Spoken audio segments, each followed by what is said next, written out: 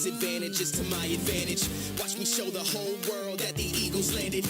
Pure intent, inner strength. Watch me walk into the fire. I never tire, I only get stronger.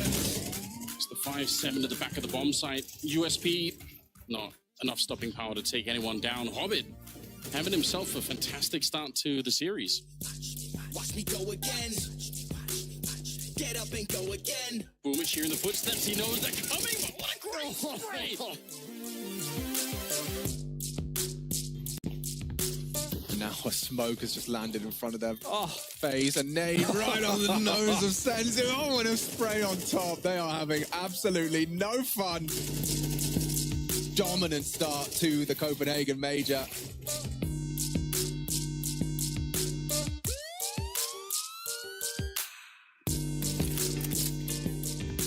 Smoke is down, but they might just go straight through it. A little bit of an aid. Kyla playing in front. Glaive burns alive, and now the lineup is ready. Kyla finds another headshot. He spins around, picks up the quad, and he's ready. The spray is through. It's an ace. How quickly does he tend to this frag? He's everything, and he's clean with it. Takes down Sen. Stiko next victim. Both lining up for him, but good cover. Big Uzera will convert. Watch me go again. Get up and go again. Watch me go again. A-core down, but low. It's a great flick to take down Forrester just as he was crossing into the smoke. A-core keeps it going. 3 kills. It should be enough, and it will be.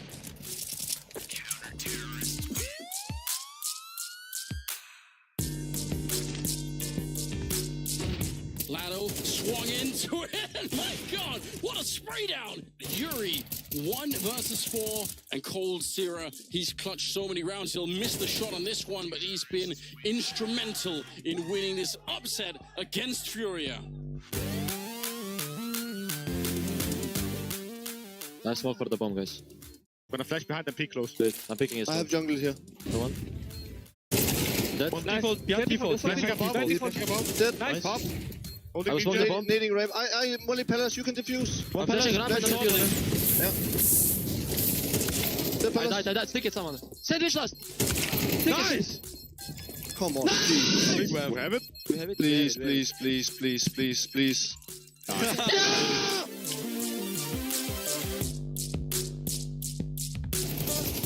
You got Forrester in with the opening knock hot on the trade. Oh, double kill. Monster player's gonna stuff it and knock in with a triple. Oh my God. Tatsunito's got icy.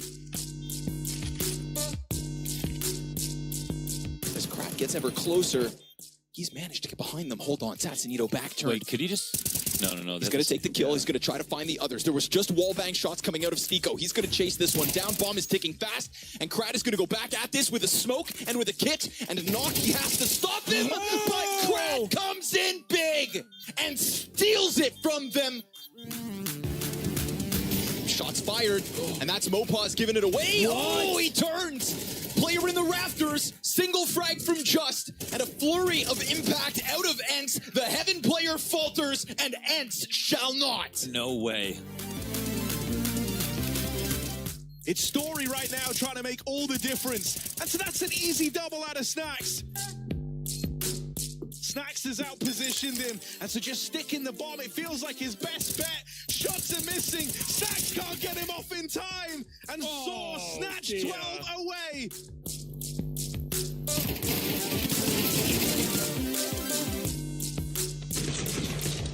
You don't have to go fight Zacher. You really could just leave at any moment. He actually hid. You could just walk away. You could have walked away. You could have left. And instead, Fallen has given over his op. And op on the best line. Nails it. That's 12 on the pistoling round.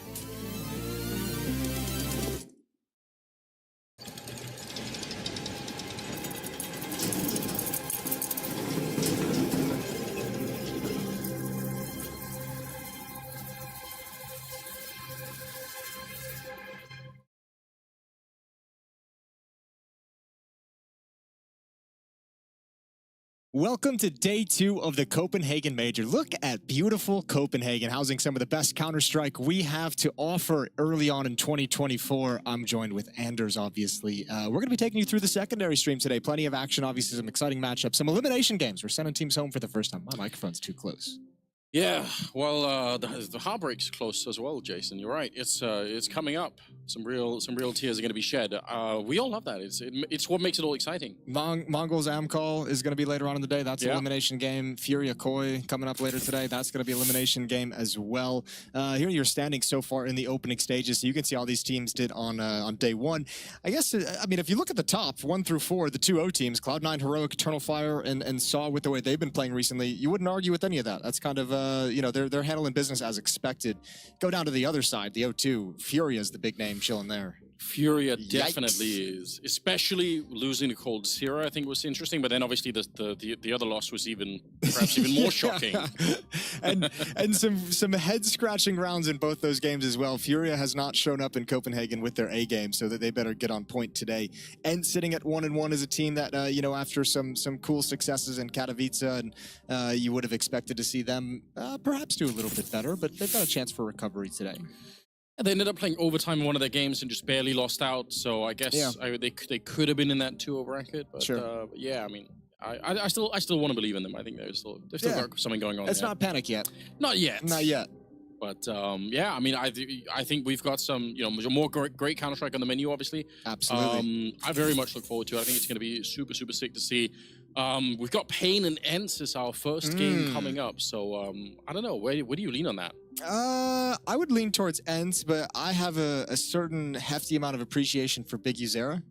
I really like Big Uzera as a leader and as a player. So I'm not gonna take anything away from Pain. That's gonna be a tough game for Ence. Ecstatic Lynn Vision, the Danish representatives taking on Lynn Vision after that upset win over Furia last night. So that'll be a cool matchup. And Mongols, I just can't get away from casting Amcall. I'm supposed to be an analyst at this event. I've casted them twice. Yeah, they were haunting you for the RMR. Yeah, they ruined my entire experience at the RMR, and here we are again. So, yeah, they'll be going up against Mongols, who, like, a lot of people came into this event, myself included, feeling like Mongols has shown us enough to have made it through this stage, and they're sitting at 0-2, like a really rough first day in Copenhagen for Mongols. Yeah, I'm a little bit surprised by that. I don't know if I've been buying into Blair's hype about them. I don't know what it is, but I was expecting a little bit more from them. Not world beaters, but like just the way they've been playing you, and like some of the individuals they have on that team. You're like, they can do this. This is actually realistic with the way they've been looking. That there's a lot of teams they can beat, especially in the BO1s. But this has been a rough road for them. So those teams facing elimination later on today as well. But obviously, we're going to start with Ence versus Pain. Yeah, the Brazilian representation at this major is actually crazy if you think about it. Like how many teams that I hear. Yeah. I agree with what you said about Big Uzera. I think I think there's some rumors, but it's like, you know, there's so much going on in the Brazilian scene. It's hard to keep up with any one player, but he is obviously a superstar. Like, it's really cool. You know, it's hard because I want to say some good things about Pain, but like my only thoughts when I think about Pain and Big Uzera in this lineup is I'm just like, after the Paris major, I was trying to pump for it. I was like, why would Furia not get Big Uzera and Skulls? Like after seeing the Americas RMR for Paris, you know, there was that long, lengthy period last year where the team was kind of falling apart, where Pain was like falling apart. They had players on the bench, 3 players left. It was Big Uzera and Skulls, the only one remaining. And it's like, grab them. The iron's hot. Get it, baby. And they didn't. And obviously, you know, I don't know if that would have been the solution, but I feel like that would have been a great route to go. Either way, they got him playing nicely. It's super impressive what Big Uzera has been able to do in terms of recovering a roster that was done, that was dead, that was just him, bringing players in and having them ready to go coming into Copenhagen. And then obviously, Ence on the other side of thing has been really a story of redemption for Glaive as an in-game leader and figuring out his path forward in his career. Yeah, and something that, again, like the whole story of how they put this team together was just so confusing, right? Like no time to really do it. Nobody know, like the whole original Ence lineup leaving, and then they had like 48 hours. 72. 72 hours. 72 hours, yeah. So, you know, they had an extra day in there. Pretty good. That's still pretty damn good. 72 hours to figure out a new team to get in time for the roster lock for the major. They managed to grab the core from 9, obviously. And I think that's kind of a cool angle to the story as well. 9, a team that showed some cool things. That obviously was kind of like a one-trick pony on Vertigo, struggled to build out a map pool around it. But you could see some good ideas, just not the experience and the leadership to really get to to that next level. And then you get some of the 9 guys, the 9 core, back under Glaive's leadership. And this is a team that looks, I don't know what their ceiling is, but they're a dangerous team to a lot of squads. Yeah, that's what it feels like. Glaive as an individual looks better. They've got the tactical depth that you would expect from someone like Glaive, but maybe if it's not guaranteed with a new lineup, you don't really know. It's really exciting. It's become a really fun project. And obviously they've had some big wins in their early stages. Obviously the big ones you'll talk about would be the Astralis victories, the upsets, watching Glaive just bang out Astralis a couple times. There's a certain like poetic justice in that one. That was sick. It really was. And I mean, just I guess for a broader perspective also, it's crazy how Ence as an organization kind of keep building squads that kind of work. Like, I don't know, like very often with the initial Finnish lineup that blew up in Katowice at 19. Exactly, like, it's very often like not the superstars necessarily that are picking up, but it just kind of seems to work anyway. Yeah, it's really interesting. Yeah, big credit over to the management crew at Ence. Obviously Cuban behind them as well, historic and legendary coach and player in his own right. So yeah, him and Glaive seem to be working together really, really good to get this Ence squad performing well. And I mean, especially when you consider obviously the fun story is just 4 Polish players, a Polish coach, and then Glaive. And Glaive, yeah. Lukasz. They've got that slowly. He's got to learn. Like that's got to be the next step. I'm sure he's picking up a couple words in there. Probably knows at least one to start with. We all do. I'll say this guy on your screen right here needs to have a nice day today. Diha, ever since this kind of roster swap at Ence, ever since Snappy and Senpaius and everyone left the team, he's a guy that I'm looking at and I'm like, I want Impact Diha back. Me too, and especially because I feel like I was bigging up for a while. Like I was trying to sort of popularize that he's like one of the more intelligent players in the space. That's like what I associated his style with when he was really good, was him just making really great decisions over and over again. His plays felt so targeted, right? Yeah. His plays felt like I know the exact play I need to make so that the team strategy overall can work. And you still see flashes and glimpses of it, but Diha's got another level that he's not hit yet in this lineup, and I'd like to see that today. I'd like to see it. Well, maybe we are going to be treated to something like that. See the fist bumps coming out. That means we are going to be live into the game in just a second. This is a 1-1 game, so no one's getting sent home. No one's qualifying for anything yet, but it could be really significant. We're going to be on Nuke as well to decide whether Matt the Glaive should feel quite home on. Yeah, only Nuke. It's the best of one, being the 1-on-1 game, not an elimination or qualification, so not hitting the series play yet between these two teams. And we're going to go live. Pain starting on the CT side. Ence is going to be attacking into them on Nuke. As you mentioned, Glaive going to be feeling very, very at home here. A map that he's historically loved with the old Astralis legendary lineups. Let's see what he's got for us today. Good lean towards ramp room for Ence to kick things off. Dualies, the USP, just a bit of a distraction, hoping that that's enough. But actually, they're getting flashed right now, and I can't believe it's Lux instead showing up with 3 USP headshots in spite of everything. That should have gone the other way. It looked like the flashes were great for Ence. Oh, nicely done from Lux. That's absolutely disgusting to get the team started in that way. It's a feel-good pistol round, and you never know how that's going to activate him moving forward. So Diha and Glaive need to try and recover this, and this is where Diha can be a force. One nice kill, but a really strong position behind the vent. Big User up in heaven. It's not the range Diha wants to take this fight, and he might have just barely missed the timing. Yeah, that probably needed to come through a lot quicker. If they wanted the round back, that needs to be a straight headshot with a Glock, and it just wasn't. And you could see he's trying to manage these fights, but yeah, it's just a matter of time before one of those P2000s just connect. USPs connect with a nice headshot. Glaive, the last one left, he's taken down Lux. Gonna try and move into the lower bomb site, but he's got to get a couple more kills before he really commits to anything. And Pain, not really gonna give him anything clean. Whittled down to 12 HP.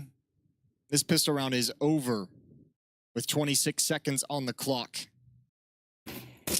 Yeah, what's even worse is this isn't a position where he can even get like a cheeky bomb plant in, which we know is so important in the current economy on the T side. Means it's going to be probably quite a good start for Pain. Yeah, absolutely.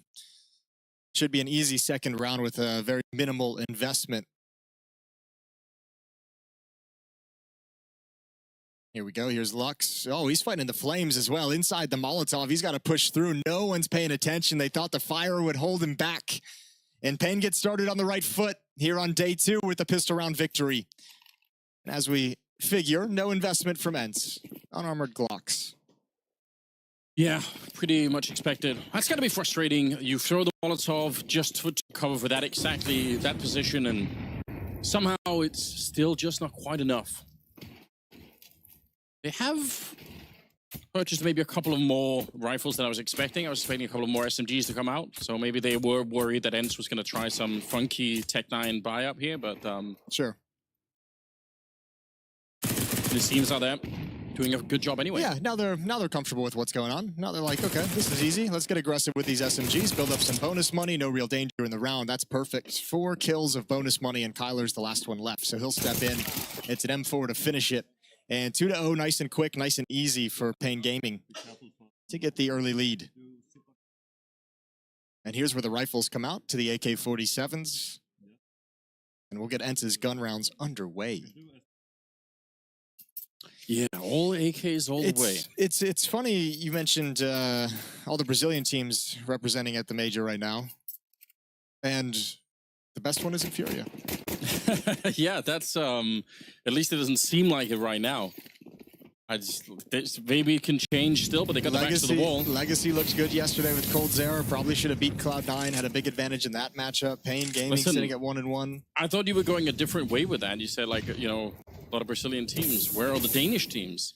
Where are they at? No, I wasn't going to do that. It's a funny thing, though, isn't it? Like, it is interesting. Yeah, well, I mean, that's fair of how few Danish representatives they are, and it's ecstatic. Exactly. And Glaive. And Glaive and Kerrigan's out there. Like, Kerrigan's out there, yeah. We have some individuals isolated on top teams, but the era of Danish Counter-Strike has come to a close, it appears. Yeah, it's in a really funky state right now. Some of the collapse happening at a fairly inopportune time, but can't control these things. It's a good opening for Hades, who is obviously renowned for his AWP, but can certainly do good work with the rifle as well. Going to be taking down that early kill. I think that's the kind of tactic that you're calling because you know they have SMGs from the previous round, and you're like, oh, that's the ramp defender, and he has an SMG with a push. Hades, as long as he clears to his left, Big Uzera should never look in this direction, so Hades should have all the freedom in the world to find it, and he will. Double kill for Hades. And he's just wreaked havoc in this defense. Now they've got a shift, but they have no idea where anybody is. If you're biggest zero and you die, you know that he just walked right upon you trying to get the rifle. But for Kawaz, that means he's going to go down right away. So no trouble here. I don't even think NQC or Luck to do anything about this. We're not going to see too many rounds like that in this half. Just prepare yourself. That's just a nice kind of little cheese round due to the fact they know that the opposition has some weaker weaponry. So Hades is more willing to take a risk and obviously slides right in towards ramp room. That's a good, easy way to get around, and 4 players survive for Ence, so they've got to be very pleased about that. Keep some guns and some money behind them. Lux and NQZ will just choose to save. Yeah. A little bit of an unfair fight at the start there, AK versus submachine gun. But you know, it wasn't the worst. It was actually not a bad angle whatsoever. A good shot from Hades, but that could have easily gone in the other direction. It's just, you're not going to see T just walk into ramp room taking that level of a risk against M4s, against Molotovs and utility. Well, I heard something about secret. Something about secret. Something about secret. Well, hopefully they got the grenades down right out there. Every once in a while we'll see teams that screw them up, even if you know, yeah, it's well known. Well, it's nice now too. It's like because of the new smokes, like you don't need 3 smokes to cross anymore, right? You have the 2 smoke cross, so you know there's some other options. It's 1 less smoke to potentially miss. That's a good point. Although I've seen so many people leave gaps where if you're on the high ground with the AWP, you can look right through it. So you got to be careful. They're signaling quite a lot. They're saying, you know, this could be a setup for some sort of an A execute, maybe a double pump into the A bomb side, Molotov on top of the hut and everything else. Now we see this first couple of smokes raining down towards the yard. Setting up a secondary one there. Kyler going to be holding on to this lobby position. I usually don't like for there to be a single lobby player. It's very risky. But yeah, I don't mind if he walks this way. He's a little bit more siloed off from the rest of it. Well, there's some utility and flashbangs behind the smokes to help negate any kind of op that would try to be pure over. That first smoke in the wall just fades as they'd already crossed into safety, so it's going to be Big Uzera on the defense, the initial contact. He's got utility, he's got nade, smoke, flash as well, so he's got some options once he sees they're coming in this direction. You imagine Molotov onto the stairs to keep him at bay. Gonna test the edge of the flames, but decide to back off, scratch his nose in the process. Yeah, he's fallen quite far back. go towards the back of the bomb site now. So he's playing in a corner, which is fine. He's getting some backup now from the ramp as well. Yeah, and then this is the next follow-up play. Nobody rotated downstairs. They took over lobby, and they find Kyler. And you mentioned the solo player, Big Uzera, up on top. Look at that smoke in the window. It's really disjointed this hit, and this is in complete control of Pain. Ence have no access to this site. Glaive does his best with 1 kill, but everyone's here because they got the information in lobby, and Pain Gaming execute that information play perfectly. Yeah, that really displays a great understanding of what you're doing on the CT side. And because they had some backup from the ramp, but they were pushing into the lobby behind them. Yeah, you can't really question that too much. And all the resources for Ence were outside. There was no one applying pressure towards upper. Kyler, as you mentioned, alone. He's not really being loud. He's not really showing any presence. He's not being an intimidating factor. So Pain had no problem kind of pushing in towards a very quiet lobby and hunting him down. Ence is going to have a couple busted buys. Hades on a Deagle, Kyler on the MAC-10. Still haven't really seen NQC had a chance to put that AWP into use yet, but hasn't needed it. Could be one of these rounds where he's going to have a little bit more of a flex with it. They are trying to get out here. 4 of them, in fact. Similar smoke wall is... Ooh, awkward. He's got it. Pretty good timing right there. Big Uzera looking to find a bit of timing of his own, but they've already made their way past, so they're down here. But once again, it feels like Pain Gaming, they know. They already got the team on this side, going to be able to take down Hades, no problem. So 4 versus 3.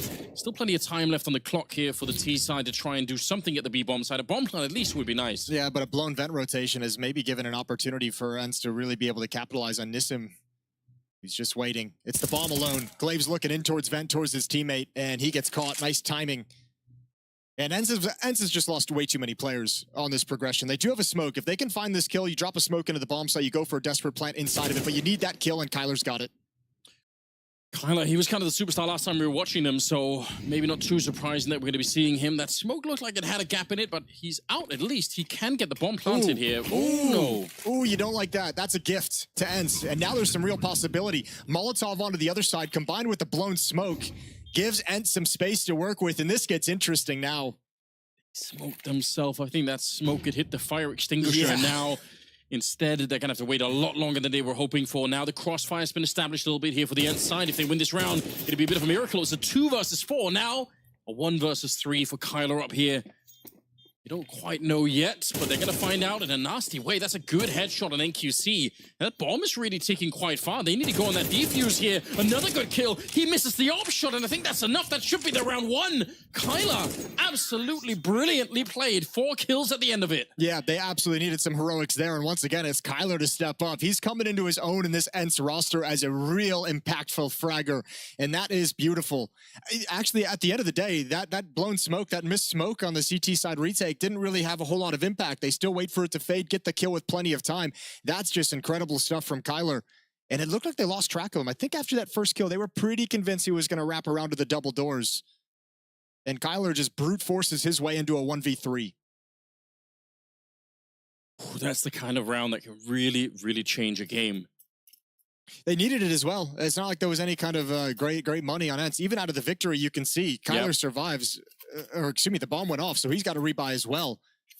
Yeah. So it's not a pretty buy out of a victory for Ence. In game actually just enough to scratch in something here. I almost feel like this kind of a scenario would be like a cool, I mean, I don't know, I guess it'd be fun to theory craft it, but it would almost be like, there's a certain logic to saying, all right, we just won the round, but instead of investing everything in this kind of a crap buy, let's go for a half buy. They might also know the economy of Pain is very low. You can see there, it's an AWP, an MP9, 2 MP9s in the M4, so a chance for Ence to completely break Pain here. Yeah, I mean, if you lead the charge with 3 MAC-10s, especially unless you run into the M4, but otherwise you probably have an even shot at winning it. It's only 1 helmet that's on Big Uzera, so the rest of them going to be a little bit weak to the MAC-10s here. Different set of smokes outside. Looks like they want to put some attention towards Lux's position. Mini garage. They got to be real careful about Big Uzera. Oh, good timing. Good timing on the peek from Mini. Distracts them away and allows Big Uzera to clean up one and grab another headshot. 1-man advantage. I mean, we saw yesterday when Furia lost that ugly round what could be done on a map like Nuke if you just get a little bit of confusion. Saw a couple ugly round losses from Furia. Yeah. There was a couple on Ancient as well. So I think there was a 2-on-5, wasn't it, on Nuke that they ended up losing. That was horrific. Oh, the timing, it eludes because, yeah, that's unfortunate, but... He got the timing earlier, so this is just the universe evening things out. It's true. Nice way to think about it. Thank you, C. Good shot on the glaive. And just like earlier, when you find that one player towards the lobby, it is a bit of an indication. Now you probably have a little bit of an idea, and especially with the door being open down here, you definitely know what is coming next. There's only 22 seconds left in the round here. Ence going to try and go straight for the bomb plant, but good coverage from Kyler, honestly. It's not the time that's the issue. It's the fact that they can't get out of the bomb site. Yeah. You know, Payne's like, yeah, go for the plant, but you can go nowhere after the fact, and just look at the struggle it is to find some form of safety. And Payne win a low economy round with a pair of SMGs, a couple 5.7s, and an AWP. And that ain't bad. So Ence don't get the economic break they were looking for. That's really the exchange. That little crossfire from Secret to Mini Garage was beautiful. Yeah, all the work they put into winning the other round where Kyler got 4 kills. And it's not that it's for nothing, but they just don't get the complete collapse that they were really hoping for on the Payne Gaming side. Luck's playing really well right now. 7-3. Yeah, there's 3 kills in the pistol. That's helped out a lot. NQZ's hit some very nice and important critical shots with the AWP. Nothing too flashy, just getting the job done. And I admire that, you know? It's doing what you're asked. 4-2. Ence invest here. They invest everything they've gone into this. Ooh, this could be another really spicy round. It's got to be an upper bust. In a round like this, if you're Payne, you have to know this is really possible. You have to say, all right, upper defenders, put your Molotovs down. Be prepared for some intensity. Trying to make their way through, but Kyler's already gone down. And look at the timing here. Cower's coming into it. It couldn't have been any better. The double lineup. Hades, the last one left. They get almost nothing for it. They're looking good, baby. Payne's coming out strong here on CT side Nuke. They had a third M4 up in heaven as well to assist with any shenanigans towards the upper bomb site. You know, the old Ence lineup with Snappy used to love those upper rushes. Like a thing that they almost became a little bit known for at one point in time. Yeah, I mean, Snappy had a unique way of calling with all the pace changes he did and the different speeds and the different levels of aggression that team came out with. And also remember too, a roster that's constituted a little bit different. It helps when you have a player like Madden who is that like blue collar Counter-Strike player who will just, you know, throw himself through a Molotov. Yes. In a pretty hectic fashion. Snappy as well, very similar, especially when he's got a MAC-10 in his hand. So you had a really aggressive front line, and I don't think Ence at the moment has those same style of players. No, that's actually a good point. Like, they have some great players, but you don't have the same hard entry like someone like Madden. That's like really someone true. Who's just going to throw all logic out the window and just kind of try and find his one frag. Morgan the back. That was an AWP picked up for a minute there, so there was a chance that it could have been more expensive, but you're right. Payne are really looking good at the moment. They're picking up all the rounds they need to. Yeah, I think it helps very much that Ence have only had, what, like one really good, clean buy in this game. Like CT side Nuke, you haven't really had yet, you know, an offensive attack that's gotten underway, that's built some momentum, that has AKs round after round, that has utilities round after round. This has been a relatively simple CT side for Payne so far, outside of, you know, maybe one gun round and their one low econ round that they won. So let's see. I mean, that's always the struggle when you lose pistol on the T side on a map like Nuke, a map like Overpass that can feel very CT sided, is taking away the economic advantage from the defense and kind of establishing your own money. Otherwise, you just feel like you're barely playing the game. Speaking of barely playing the game, look at Ence. Kyler's got 7 kills, but then the drop off to the rest of the squad, like there's no one helping out Kyler, and he had like 4 of those kills in one round. So should put a bunch of rounds here where they're not having enough of an impact. It's not a lot of success on kind of their initial plays in these rounds. And, and I think it's also a virtue. I think Payne's done a really good job of moving around the map. I think the only real mistake I can think of is maybe a blown rotation down vent when Secret was already in Ence's control. Other than that, Payne's been beating him with positioning. Ooh, look for the aggressive play. He almost made that work. He almost found an angle into it, but heads up play from Hades. And now you have to capitalize on this. This is one of those rounds you really feel you've been given an opportunity with a 5-on-4 on T-side Nuke. You must convert this when you're down 2-6. If NQC could find a way back in, it looks like he's sort of maneuvering around to look for an entry. You almost had the timing there. It's Kyler in the back. See how quick he's going to be. Molotov comes down. Oh, and he misses the opportunity. Lucky to be alive, though. I've got to say, I thought he was going to be dead for sure. Yeah, and the fact that he survives is all right because he's gotten great damage on a Diha. He's probably got to turn a little bit more into a lurk role at this point, watching the flanks. He's got no utility as well to speak of, so maybe pass him some nades and have him execute something for you while the other players push forward. 50 seconds still on the clock for Glaive to figure out the solution in this round. I think Diha just called off the utility. Glaive was saying he'd throw a smoke out for him, and Diha's like, no, I got it. I took a risk, and it paid off. Okay. So let's see if they can actually collapse onto this A-bomb site. There's 3 people here. Grenade in the corner. It's a lot of damage. The Molotovs have really worked out well for them in this round so far. Goofy does go down, and finally they get rid of NQC. But Big Osio coming into the high ground, 20 seconds.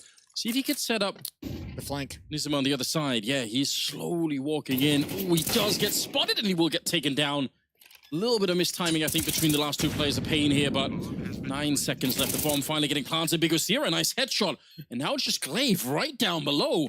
One good wide swing, and he might be able to do it, but now I think Glaive might have a bit of an advantage. He does spot him out, and he's still alive, and he gets the headshot. Big Osira in a 1 versus 3, and he wins it. Yeah, once again, I'm gonna. This is a bad post plant from Ence. I want to just call. What's Diha doing over by Vent? You knew Big Uzera was up in heaven. There's that first nade that falls at his feet. That's the doubled up fight that you want, where Big Uzera is peering into the bomb site. The Vent player swings on that contact, or is at least holding the angle, and you can double up and get 2 players fighting the same battle. And Diha kind of gave up that position at the worst possible moment. That's a failed 5-on-4 conversion. You had control of the bomb site. All went well. You found the flank right here. Yeah. There's that window for that peak, and Big Uzera just gets his 3 1v1s. Yeah. And you got to give him credit. He does a wonderful job just kind of baiting, shoulder peeking, everything he can to get the information on Glaive's position at the end in that final fight, but it should have never gotten there. Yeah, he played every fight perfectly, but obviously, you know, they're the ones giving him the fights in that sense. Yeah.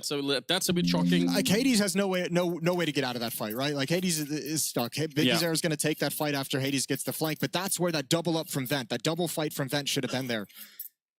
And a blown post plant buries Ence a little bit deeper. 7-2. Desperation starting to creep in, you can tell. Hades picked up a Krieg, it's a rare weapon. Don't see it too often these days. Or maybe it's what they need. It's just red. it's just red. Someone's just been painting uncontrollably. Nism goes down. No real response. He found another opening. And this is going to alleviate some pressure to allow Diha to cross over quietly. There's 2 players down in secret, though, already.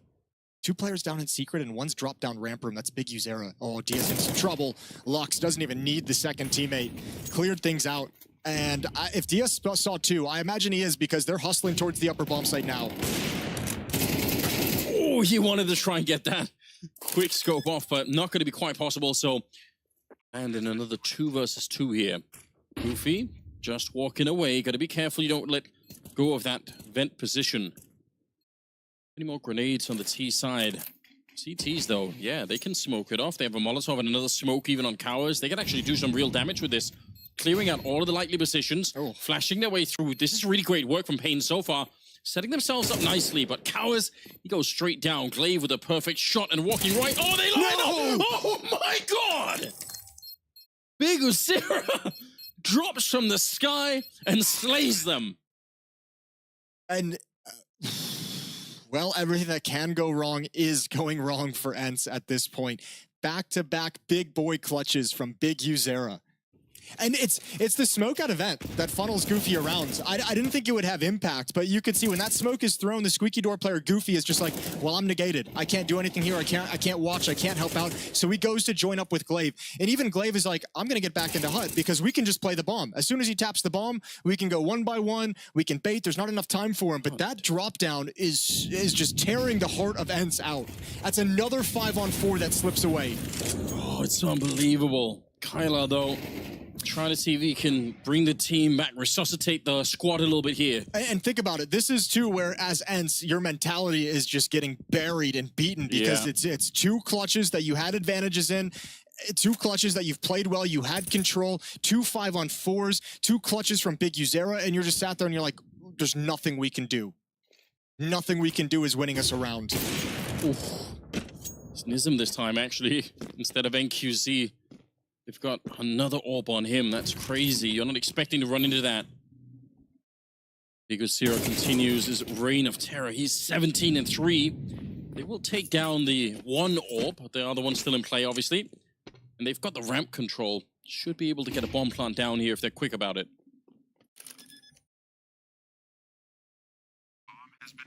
4-on-3. One-man disadvantage, but the bomb planted. I mean, this is a winnable round for Ence. And they have to win the last 2 rounds here. Oh, bad timing for Kyler. He just looked away. I guess they can win it, but as we've seen, nothing's going to go right for them. Good shot from Glaive. He needs more. He needs more. Oh, he's got it again. Hades in a 1v2. And they got to come through smoke. Yeah. Oh, and they're running out of time. Nice headshot. He knows what Big Series is hurting on the other side. Can they finally put an end to it? No way. No. No. He's found him again, and inside of the smoke, he finds the bomb with a kit in his pocket. They're going to be able to win the round 9-2. They just cannot stop Big Uzera. This guy's such a beast in this game. He came in with his A game ready to go. Is that 3? That's 3 clutches in a row. A 1v3, a 1v2, and now a 1v1. He's doing the whole thing.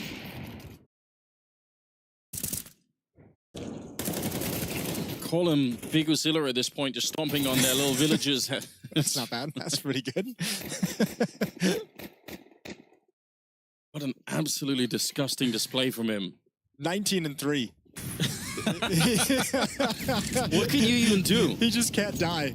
He's got volume, he's got quality and quantity. 6 of those in clutches in the last 3 rounds. It's a brand new feature that nobody knows about it yet, but you can put all your Kevlar vests on one player. He's playing like Counter-Strike Yahtzee, dude. Give him a 1v4 and he's got the full set. God damn. How does it happen?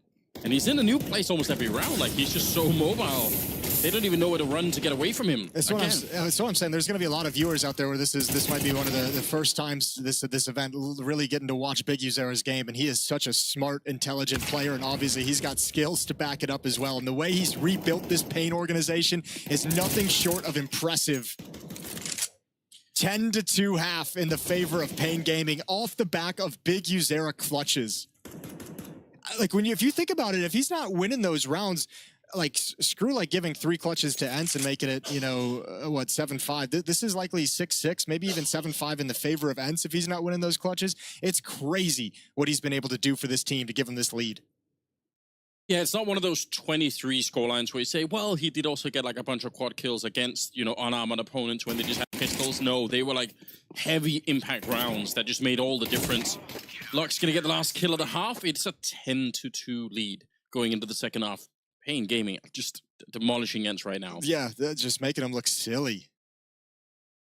Well, it's not what I was expecting coming into today, I'm not going to lie. No, it's not. But it's what we're getting. Ence need to start the comeback pretty strong, obviously. You got to win the pistol round. They need Jesus. They need something.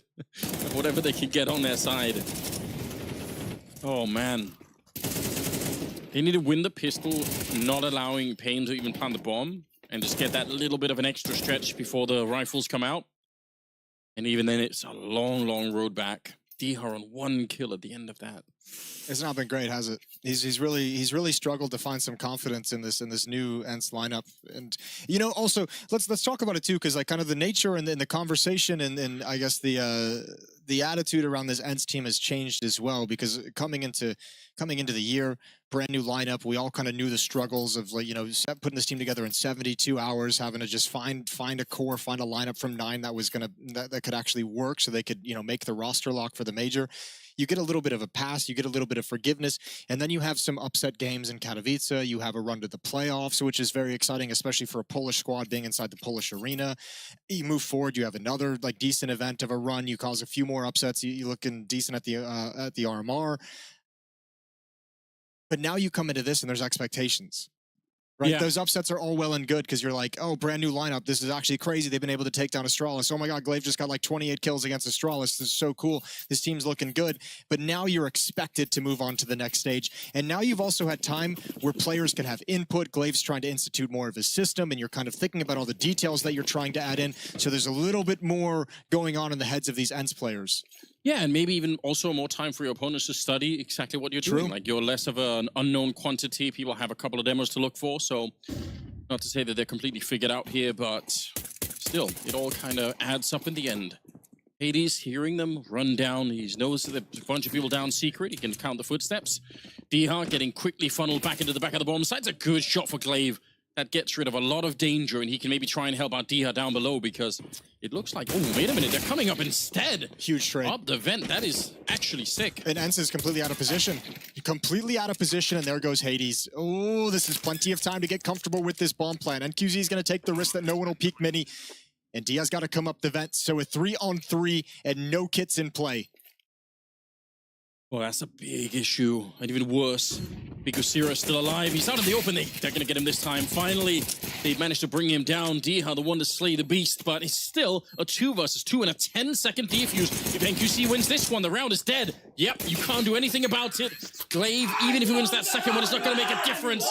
Pain absolutely destroying Ence on this nuke map. They look like they're surprised to even be destroying Ence to this extent. They're probably supremely confident, but maybe not 11-2 confident. And this comes down, I mean, good rotations, good calling. That's a beautiful call to come back up the vent. You sold the lower push. You knew there was going to be resistance, and you just get a gift because Ence had shifted everyone over. And a nice and easy waltz in, and the post-plant game, which is obviously so important in Counter-Strike, is being won by Pain each and every time. There's one Kyler clutch in the first half. The 1v3. I know. Outside of that, every single post-plant has gone the way of the Brazilians. Even when you get the openings, even when they get the 4-on-5 advantages, it's not been enough here. Yeah, they look very, very muted on the Ence side. Who can blame them? I don't know how you would find a lot of joy in what's going on right here. 2 more rounds, and Pain going to be moving up into the 2-1 bracket, so the fashion in which they're doing it, I think, is what's really hyping us up here. It's big with 0, still 20-4. It's a ridiculous scoreline. Yeah, this is the kind of game you probably went to bed dreaming about having if you're Big Yuzera. Tagged by the scout. Hades is going to be able to fall back. Forced by, obviously, for Ence. They have to. They're way too deep down the scoreboard to have any kind of a save this early. Okay, nice little entry. Lux almost ready for Kyler as well. He's got the P250 in the back. A good headshot. Brings it back into another 2 versus 2, but they're very, very low on the Brazilian side. You could tell. NQC on 2 health. Big 0 on 22. Should be around that Ence are going to be able to win here. Yeah, but the X factor here is Big Yuzera. They've lost track of him. They know the position of NQZ over in lobby. They know he's somewhere in that direction. They know he can go ramp. They know he can go all the way around outside. But the question mark is, are you going to be prepared? Kyler coming in, and yeah, you won't expect Big Yuzera just patient and waiting. The question is, how mobile do you want to be if you're on the CT side in that position, right? Obviously, you want some information, Exactly. But that's risky. Wait a minute. They've been waiting for a long time up here, but he takes his eyes off the ladder. He was just holding a little bit further back. He was never really looking down, but this means they should be able to get the bomb plant at the very least. Yeah, and the tough thing is, I feel like Glaive almost has to make a play here, but again, without information, it's really hard. I think he hears those footsteps, so now he knows. However, there's time for Pain to get the plant and the 2 players to position themselves. So with low HP, it almost doesn't even matter because they're going to be in such strong positions. Yeah, they know where he is, and it's hard for him to check Bigusira's position right now. Does he see the gun barrel? I don't know if he does. I don't think he did. Nope, and that's a big issue. Oh my God, maybe he did, Glaive!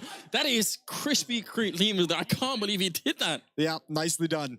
I thought they were going to have a little bit more time to get away. Those footsteps on the ramp gave Glaive the information he needed just at the perfect moment. Well done from Glaive to hunt down both players at the end of the day. Oh, I'd love to see a slow motion replay of him peeking the other side. Did he really see He might have. It was such a short time. Obviously, it's easy for us to know with the X-ray. It didn't look like Glaive had any business knowing what was happening there. That's pretty sick. All right, 11-3. Finally, something going the way of Ence. Something. A little bit of a miracle. All that damage done comes back to haunt Pain, but they still have a commanding lead. 8 rounds ahead of Ence here on Nuke. 2 AKs and a scout, and a couple of deagles for Pain's attack in this round. Not a lot of nades and not a lot of utility.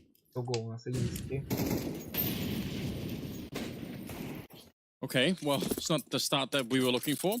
Scout headshot onto Diha. What did he kill him all through? the way. It must have been just the side of the wall out in the garage, surely. Yeah. Dia can't catch a break. No, he really can't. Lux goes down. Oh, it's another scout headshot. This time it's on Hades. Ends with a break in the last round. The 1 versus 2 from Glaive, but now they're right back into the fires of hell once again. And you have to try and go for this. You have to try and go for Yeah. this. If you're Ence, doors get upwards with that smoke down. Goofy's coming through, just trying to spam the planter. It's not going to stop anything. Kyler's position now known as well. He gets one over the smoke, but it is you have another clutch in him. The potential 1 versus 2 here. He's sandwiched. That smoke saved his life. Yeah, otherwise, you're right. He would have been shot in the back. He does have the kit. Doesn't know where that other player is. Might have an idea about the one on the bomb site. Oh, he tries to peek it, but NQC takes him down. And listen to that war cry coming out. Oh, they're loving life for the moment. Well, think about what it means. 12-3 now, and you know the money is just gone and depleted for Ence. It's back to being extremely reset. Down. Down. Another scout headshot. We don't get enough of those in cs2. Baby. I love it. They're so fired up. 12-3. One more round. For Ence, I mean, this is not what anyone was expecting, I think. A little bit of a trade going into it, but It doesn't help Ence as much as they would have liked. 1-for-1 trade is like, whatever. Pain's like, okay, we saw 2 push ramp.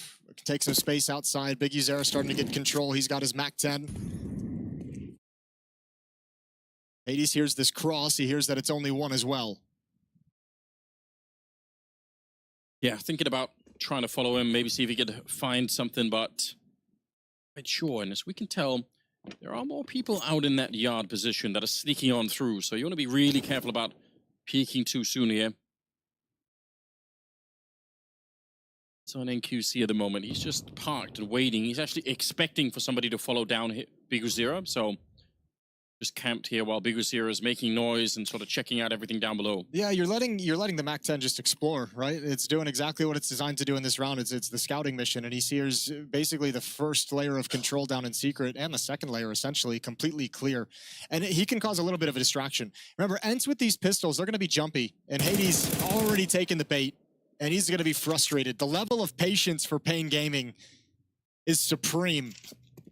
Yeah, Kyla here, it's a good headshot, but you need to do that at least one more time, and it's not going to be possible. It's actually Lux shooting him in the back, and they're making their way on. They're going to get the bomb planted here.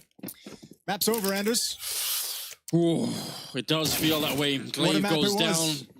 Diha on his own. He's going to go dropped by Biguzera. The absolutely just impossible to beat champion of Nuke. That was such a disgusting performance out of him. Look what it means to Big Uzera as well. He's hyped up, amped up, and he should be after that game. And look, 3 rounds in a row. A 1v3, a 1v2, a 1v1 from Big Uzera. That's a masterclass of a game from an individual and for an in-game leader. Might be the best in Brazil. I don't think anyone's going to be doubting that at this point. And that is, that's a good win. And you can see what it means to him. It's not a qualification game, but obviously everything at the major means a little bit more. Yeah, no question, and it stops you from going down to that 1-2 bracket where you know your back's against the wall. That's so sick. I still can't really believe it. That was everything you wanted out of Biguzera, and to have a match like that on such an important game, sickening. And if you take the Ence angle of it, I think this will be. I mean, there's nothing you can say. You know, like you didn't necessarily get beat tactically. You lost a ton of clutches. I think individually they didn't seem like they were in a strong place coming into this game, and that's one that Ence is going to want to just wipe out of their memory. And you know, like things like this, just what's going on, boys? Yeah, I mean it's It's really tough. You're playing these best-of-1 games. If you have a slow start, if some of your teammates aren't, you know, they're not at the big Zero level yet, in terms of waking up for the game, that's an issue. You're not gonna have time to really recover that slow start, and they definitely didn't. No, not at all.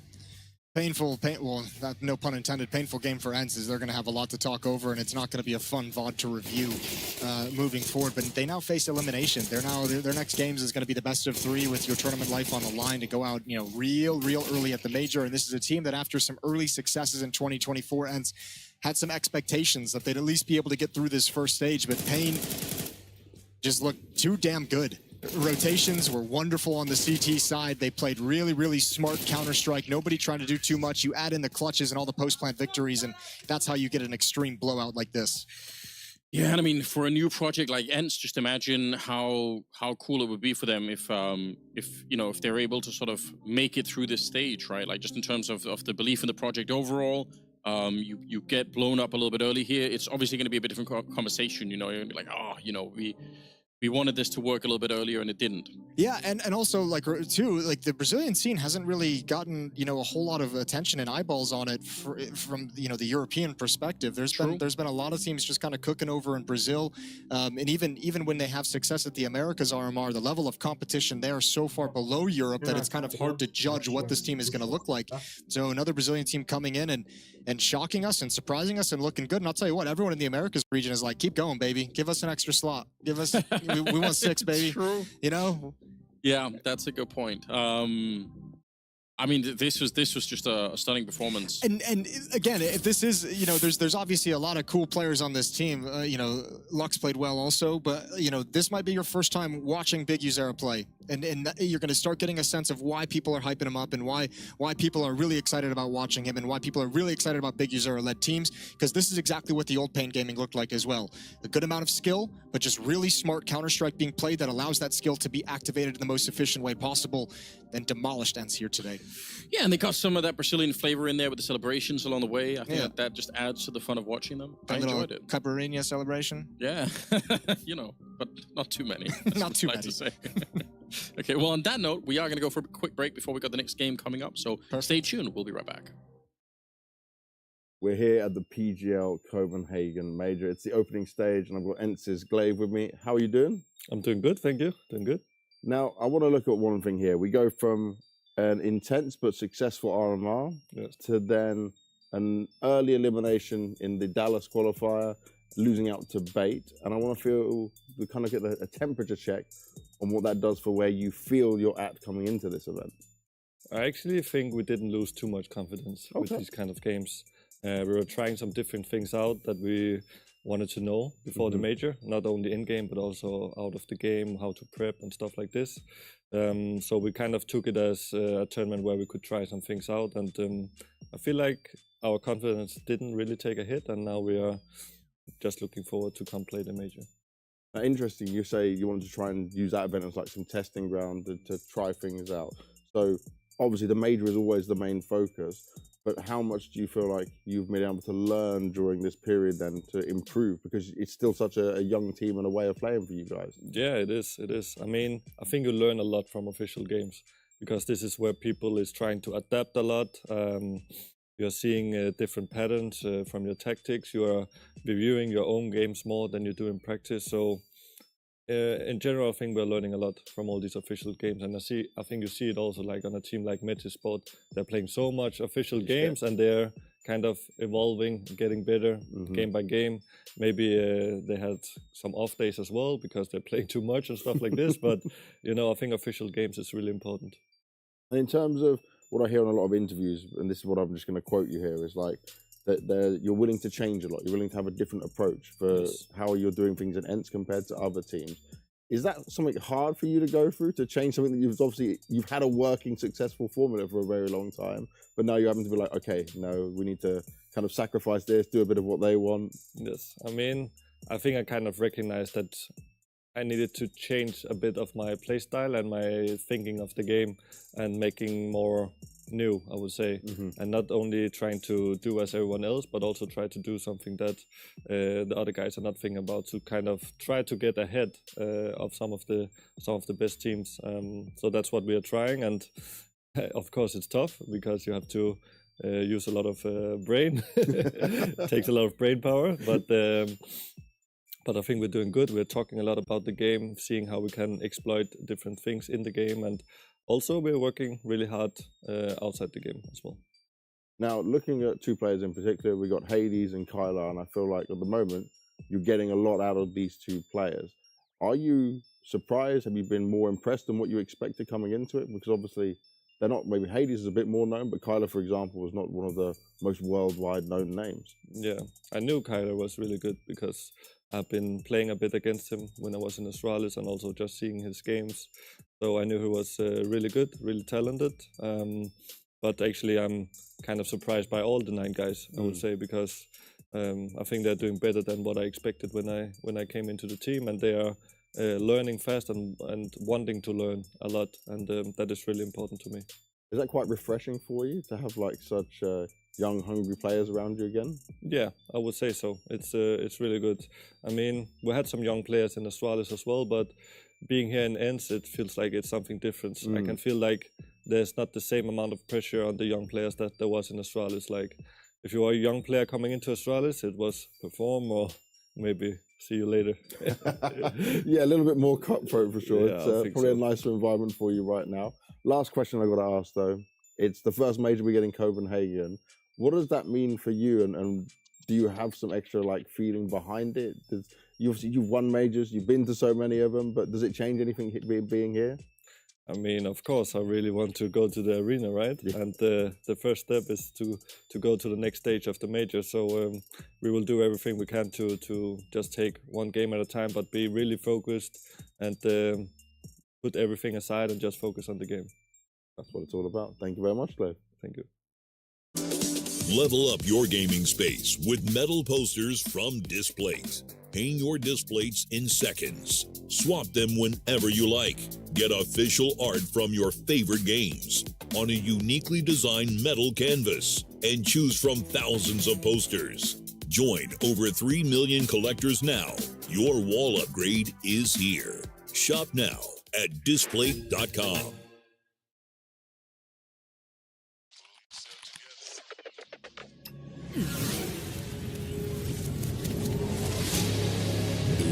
Changing quickly. Shoot it.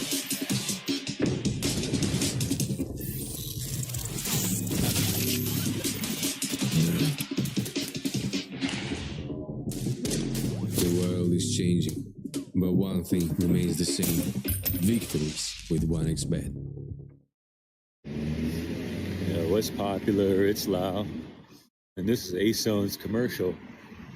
But Acone spent all the money to make the headphones good, and they got no money left for the commercial.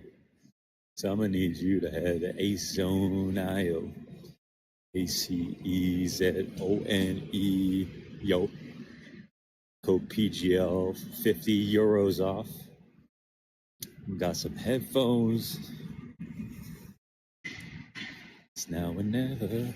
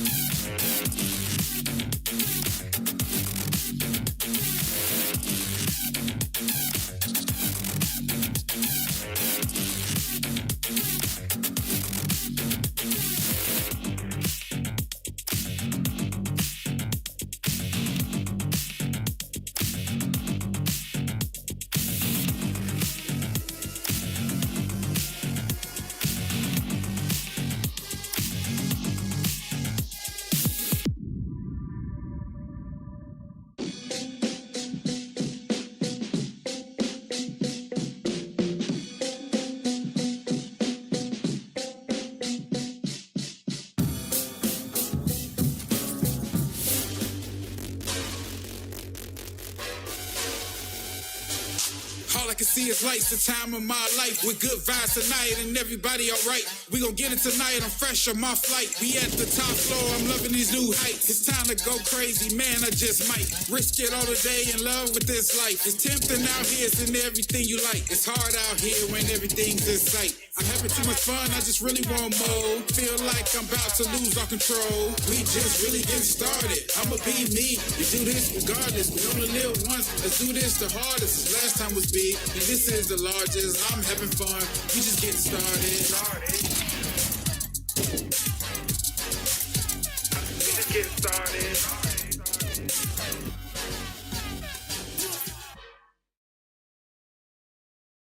Welcome back, everybody. Second match is going to be coming up underway. Ecstatic taking on Lynn Vision. We just saw Pain Gaming destroy Ence. We actually don't even really need to talk about that any more than we already did. Yeah. Now we have the Danes. Now we have the Danes, the unlikely Danes in Ecstatic. Not the ones that everyone thought were gonna be here, but yeah, not Snappy, not Magisk, not Astralis, Device, Blame, Stown, not Cadian. It's a really long list of people missing. We could go on for hours. That's crazy. This is the schedule for the day. If you're just tuning in, we just completed that first matchup. Nice and quick. Pain getting us ahead of schedule. Ecstatic Lynn Vision is going to be right now. And then we have the elimination games. Mongols taking on Amcol in a best of 3. And then Movistar taking on Furia in a best of 3. Losers of those last 2 series of the day will be sent home with economy tickets. Regular economy. Regular economy. Babies crying in the back. Cattle class tickets. Yeah, people taking their socks off on the plane next to you for some reason. Just bare feet on the airplane. Yeah. You seem scarred. Listen, I've seen some things that I wish I hadn't. Sure. But, well, let's start with this one. Lynn Vision, obviously a Chinese team that, kind of like Mongols coming out of the Asian region where people, over the past year, seeing them at different various events, various pro leagues, various, qualification events, it's like, these guys are getting better. They've always had the skill, but these guys are getting better in terms of playing smarter Counter-Strike, playing effective Counter-Strike. And this is going to be a dangerous squad for Ecstatic. I don't know, like Ecstatic, you would imagine has a little bit more experience with all the practice against European teams, might play a quote-unquote better textbook Counter-Strike, but Lynn Vision with the skill can still just overwhelm them, it feels. Yeah, I mean, this does feel like the kind of thing where, you bring the wrong textbook to the exam and it's like, oh, it's a different thing that we're doing today. Like, it's history, not philosophy. Exactly. Like, you're like, oh, okay, forgot about that. Sure.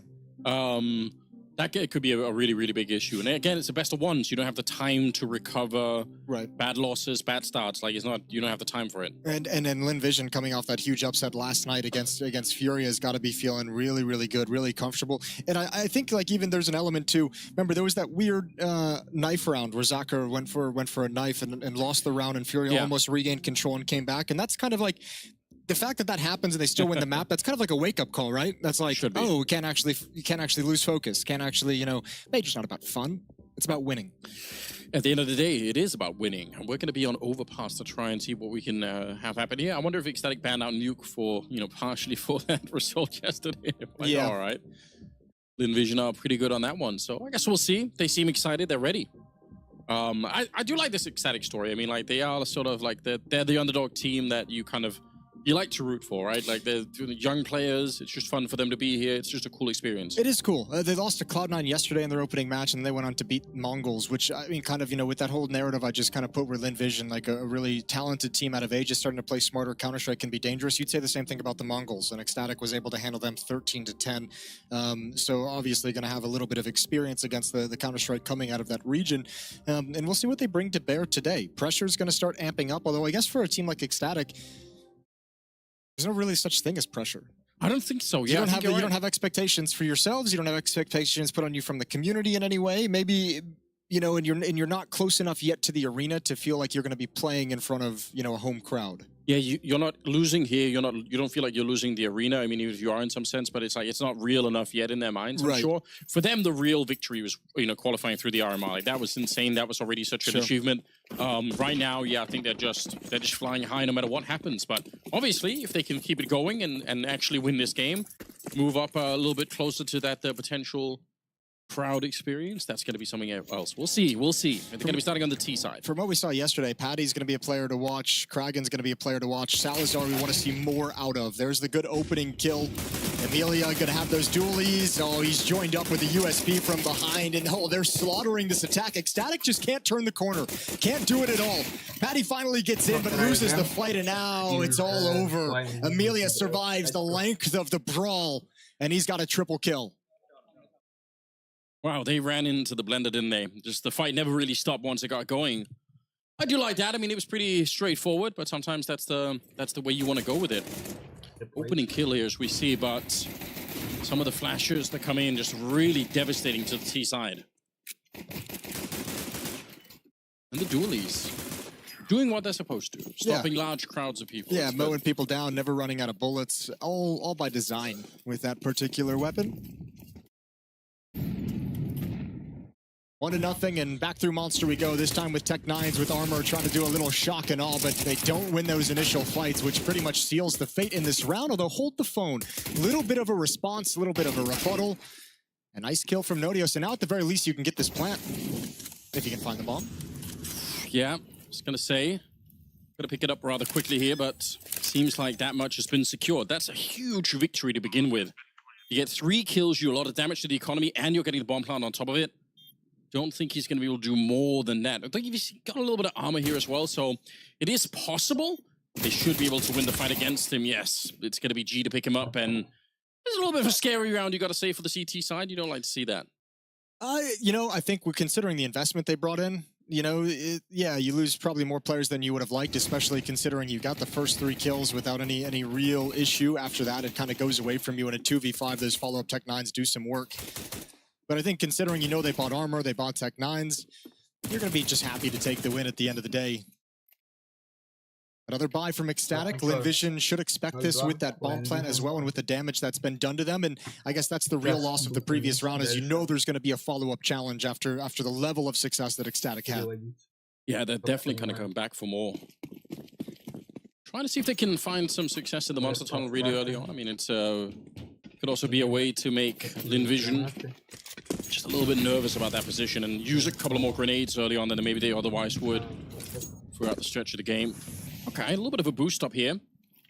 Do that safe boost now that they changed the pillar, but they're not ready. He was ready. He was just shifting between the targets. That smoke came out a little bit late towards the squeak door, so it's just a very rough timing to have happen to you. As he was aimed at that exact location. Good opening kill from Nodios. Good heads-up play to check for the boost. G still has the AWP. Find an equalizer and back away into safety. Once again, all down to timing. Oh, but it's Nodios who once again adds 2 more. All right, he's just going to win the round on his own. Good luck, G. And 2 in a rebuttal. If they continue forward, they could actually lose this. Timing's not there for the blind shot. AWP is picked up, but Starry is here 1v2.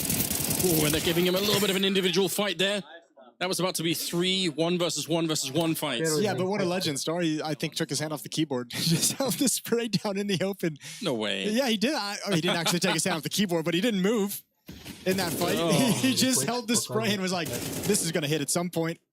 I'm going to find out when. What a round from Nodios.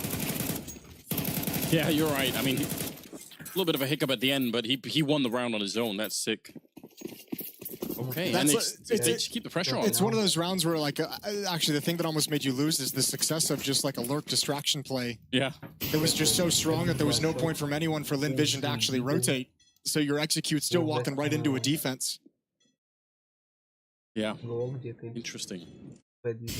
Well, he's still out here looking. They got 4 people on the B-bomb site. G hanging around further up back towards A.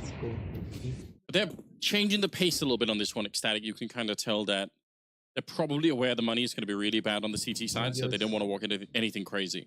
Yeah, they should have that knowledge. Good flashbang, and the AWP has been spotted out, but that's not a fight West Melon and Zako want to take, so they're going to back away. See if they can find a way to set this M4 up for a kill. A little bit of a boost, a cheeky boost to just snag Salazar if he peeks too much in towards door, but the AWP's responsibility is just holding for short aggression. So he shouldn't necessarily step into danger. Queenix might, and a little bit of shadow is showing. Oh no, the timing again! Man, if they keep that boost, they have the kill, right? Yeah, 100%. I actually think he could have gone back up onto the boost, but he might have suspected that he'd been spotted. And the tough part is, with that vision and that information, that glimpse of a player, it's convincing Lynn Vision that there's still danger for a B hit, so they're keeping the stack here. Yeah, and they were they smoked off the high ground down there. They threw some flashbangs in to just kind of sell the idea. Yeah, you know, maybe we're still doing something. Obviously, they weren't, but best Lynn Vision could do now is save, try and maybe find a rifle. The worst thing that Ecstatic can do is go for too much of a hunt. Yes. Naughty really doing a fine job at the moment, but it does give over the AK, which is worth it for them. Yeah, Lynn Vision will be pleased with that one. Sorry, probably still should have won that fight. Regardless, an AK is passed over to the defensive side, but Ecstatic is going to tie things up at 2. Well underway on this T side. So far, Nodios having the biggest impact for them. Who's got the phase graffiti? I don't know. Who's doing that? Carrigan fan? You see one of your teammates just shooting out phase signs? Get out of here, bro. Yeah, get with the... Yeah, whose team are you on? You know, maybe it's like summoning some strength there, you know? Sure. Play like phase 2, we can do it. This game is tied up already. Ecstatic, they're going to be real happy about the way this is going. They're on the T side.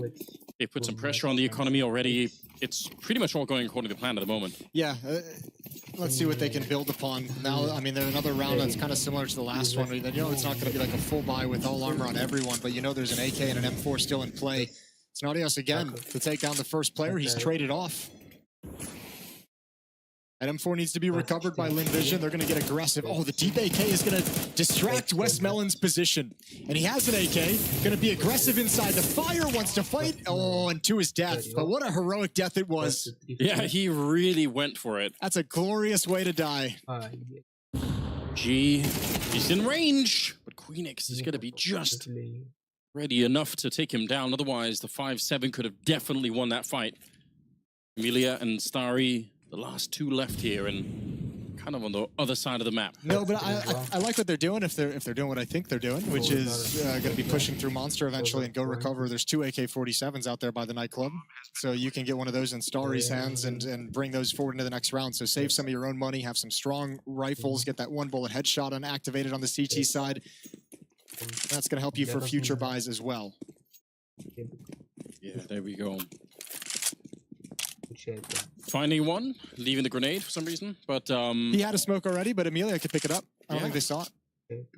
It's $300 lying on the ground. It's basically cash. It's a lot of money for donuts. Donuts, huh? I don't know. Listen, it's early. I don't know if you can tell, but I'm also slightly recovering from a cold. You know, thinking of bear claws and jelly filled. Exactly. Just wanna be in my bathtub, you know, relaxing, Jason. Some of that strawberry icing with sprinkles. I don't think we have. I think we don't have those flavors here. Like it's too Americanized, you know. We'll get you some donuts in America. All right. We do some things well. Donuts is one of them. All right. I'll take your word for it. I'll get back there soon. 3-2 the scoreline. Again, the unlikely Danes are making a real good case for themselves right now. Yeah, doing a good job. I mean, and that's the nice thing about this team, and even going back to the RMR is they're beating teams which are beatable, right? They haven't had to punch above their weight too hard just yet. They even having a good game against Cloud9 yesterday, but against the opposition like Lynn Vision, like Mongols, where these are teams within your realm of competition, they're handling business. So things looking good, and ooh, that's a close shot from Salazar. See, he was tracking it. It looked like maybe he could have done it. Amelia, it's a nice shot through, but maybe even better for Nordios on the other side. He's still doing it. I don't know how he's found so many. Queenix going to be taking out Westmelon and Saka out here in the open. He could not escape. Kragan is one of the star players for the team that we've been talking about a lot. He's been playing very well. Obviously been a little bit more of a quiet start for him here, but still, that's an important kill right there. And I don't know if Lynn Vision, it's a lot to risk going for this round. That's 2 really unfortunate deaths to take for Lynn Vision. First of all, Amelia over at the Toxic Barrels getting the first kill, but then just getting domed right back through the smoke pretty much immediately is really frustrating. And then Westmelon, I think, makes actually, I consider a pretty smart play. He slides into the position at Toxic Barrels where that death just came out, but unfortunately was spotted from short. and was able to be taken down as well. That could have been a very tricky position for ecstatic to handle the follow-up as he slid in. Fourth round for ecstatic, looking good on this T side. No real issues so far. They've been able to kind of get entries, or at least at the very least trade their way into the B bomb site pretty much at will. That in itself is going to build some confidence, right? Just the feeling of, even if we lose the entry, we're just going to power through. We just keep going. Like, it's not an automatic lost round here. We're just... And they've been doing that since round... Well, even round 1, right? They tried to rush through the tunnel. They did it in round 2 with Tech9s and didn't win the round, but it was still a pretty successful round, right? Yeah, with 3 kills in a bomb plant. Like, they're just keeping this pressure on forever right now. Relentlessly attacking the Lynn Vision side. Naughty's still doing almost all of the work. He's got 9 kills. It's as many as the rest of his team combined. G will start this round and take down Paddy. Queenix! How did he win that fight? He was looking the wrong way! Starry, that can't happen. That's a big giveaway. Yeah, another fight he probably should have won. We saw one earlier as well that he wasn't able to complete, but they've done good damage, and they've at least taken some options away from ecstatic and slowed down to kind of the initial plan. Ecstatic spread across the map, so there's no real danger at the moment for Lynn Vision as the T side is collecting themselves for their final push. Minute and 5 seconds on the clock. They are really low on health as well. They're 2 of the players on the ecstatic side. Yeah, but with the op here, the health doesn't necessarily matter. What does matter is Wes Mellon stepping up, but oh, that's a nice shot. There's the op impact we want from Salazar. Gee, this is a very all-in position. He's got Saka coming up behind him, so he's... But no, actually, Saka's gone the other way. It's just G that's here, and Naughty's wins the fight. G had at least the half a second where he could have taken the shot. That felt like a very slow peak. Maybe looking at radar, maybe having some comms. He got Pasha peaked. There's a reference for you. The movement is so slow and clunky and awkward that you don't know really what to do. Your brain just freezes. Like, is it ethically defensible to shoot him? He's so slow. What's going on? Like, he doesn't know what he's doing.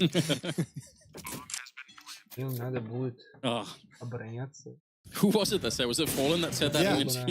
Yeah. He's actually, like, non-ironically, not even a joke, just been like, you know, Pasha was one of the hardest offers to go up against because his movement was so bad.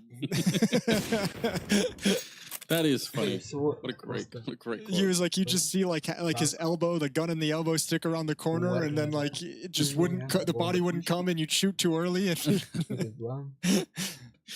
I love it. Well, ecstatic are they're doing something right. It's 5-2 this round. Again, 2 players at the start of it. Queenix and Naughty's very low on health, but they find their way through anyway. And Lynn Vision not really able to win some of those critical fights in the middle of the game here. Yeah, this is starting to get rough. This is a fantastic start. Now, I think ecstatic is going to be pretty measured in the sense. Remember, yesterday they played Cloud9, and you know, Cloud9 went up to a 6-0 start on them in the T side of Overpass, and ecstatic had to kind of bring it back, and ecstatic's going to be very aware that fortunes can change, especially on this map, very, very quickly. So at the moment, just kind of piling on these advantages and trying to run the scoreboard as much as possible. Haven't really gotten into like a grind out fight where this T side is getting stopped consistently, and they just keep going back to this play. Why not? Yeah, activate the hot hand. I think a little bit of a team flash mistimed with that peak, but the opportunity was there, and it didn't seem like Lynn Vision was ready for the fight.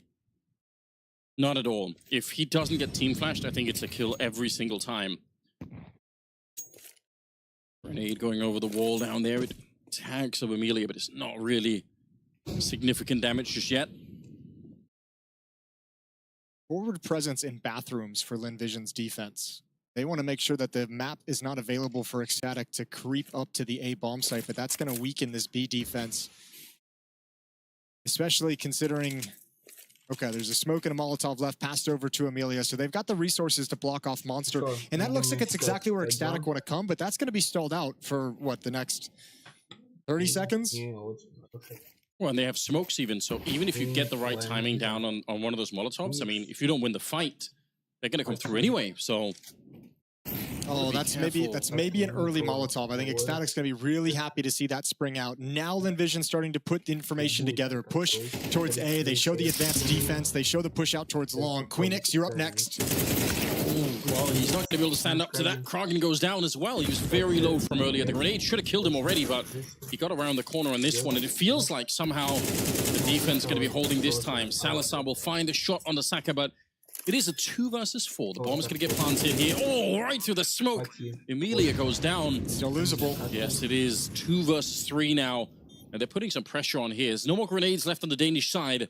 But Salazar has decided to take it upon himself to move forward. He finds Starry, and now they're getting funneled through the L-bend here. They're going to be walking into a crossfire. Maybe not. Salazar peeking a bit early. It's up to Paddy. He gets the first, and he gets the headshot on Westmelon, taking him down, winning another round for Ecstatic. Absolutely beautiful. What a recovery. I mean, Lynn Vision made the smart play. They made the best play they could. Ran out of utility, ran out of smokes and Molotov at the B bomb site. Take control of short. That round was in the palm of their hands. A timeout immediately called. You get all the kills initially that you needed.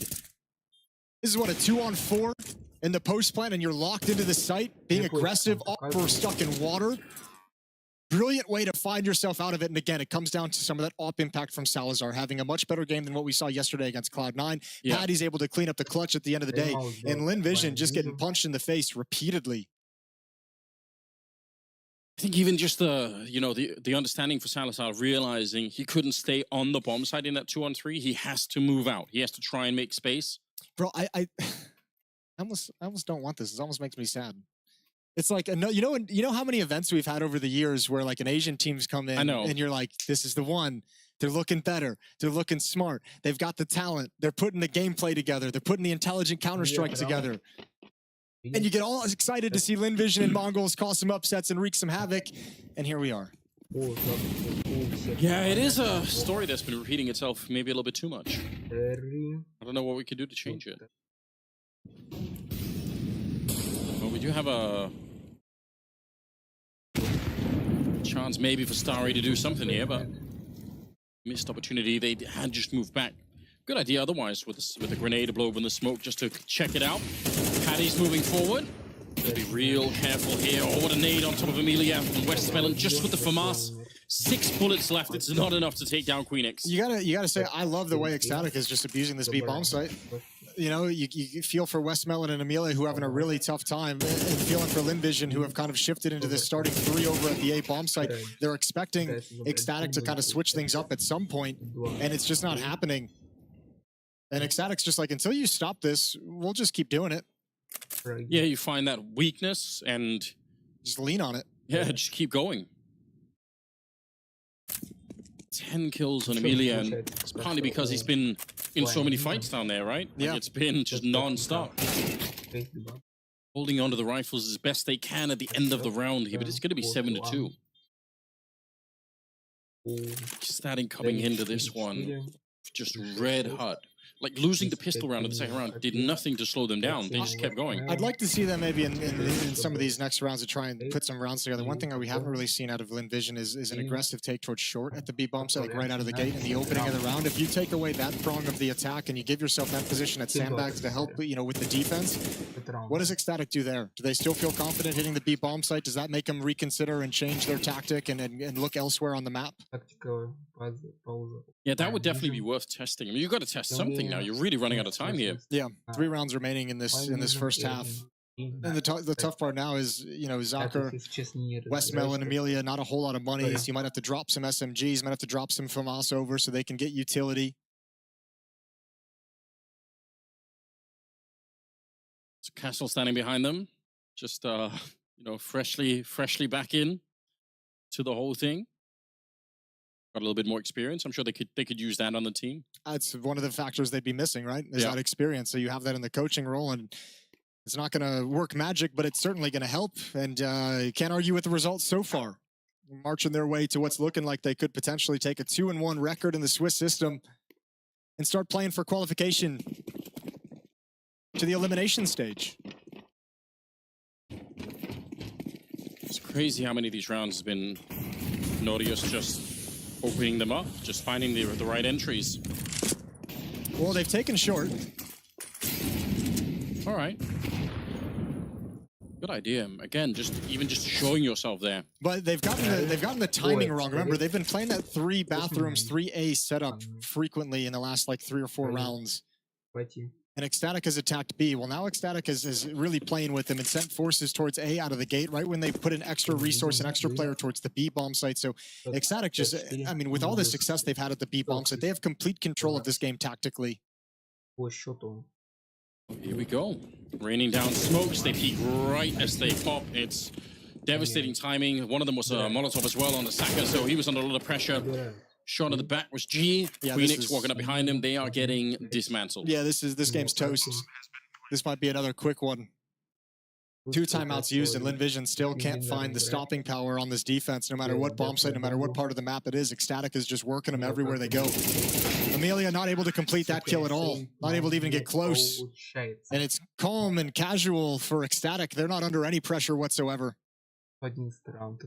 Yeah, if you're in-game leading for Ecstatic as well, you got to be thinking, wow, this is amazing. Like, every call that we make is pretty much working out. Like, it's just such a smooth ride. And I mean, obviously, every in-game leader in the world is going to tell you they have those games once in a while, and they feel so good as an IGL. That's like your star player putting up 30 kills as an in-game leader, just making all the right calls, constantly working the map really, really well, calling off successes.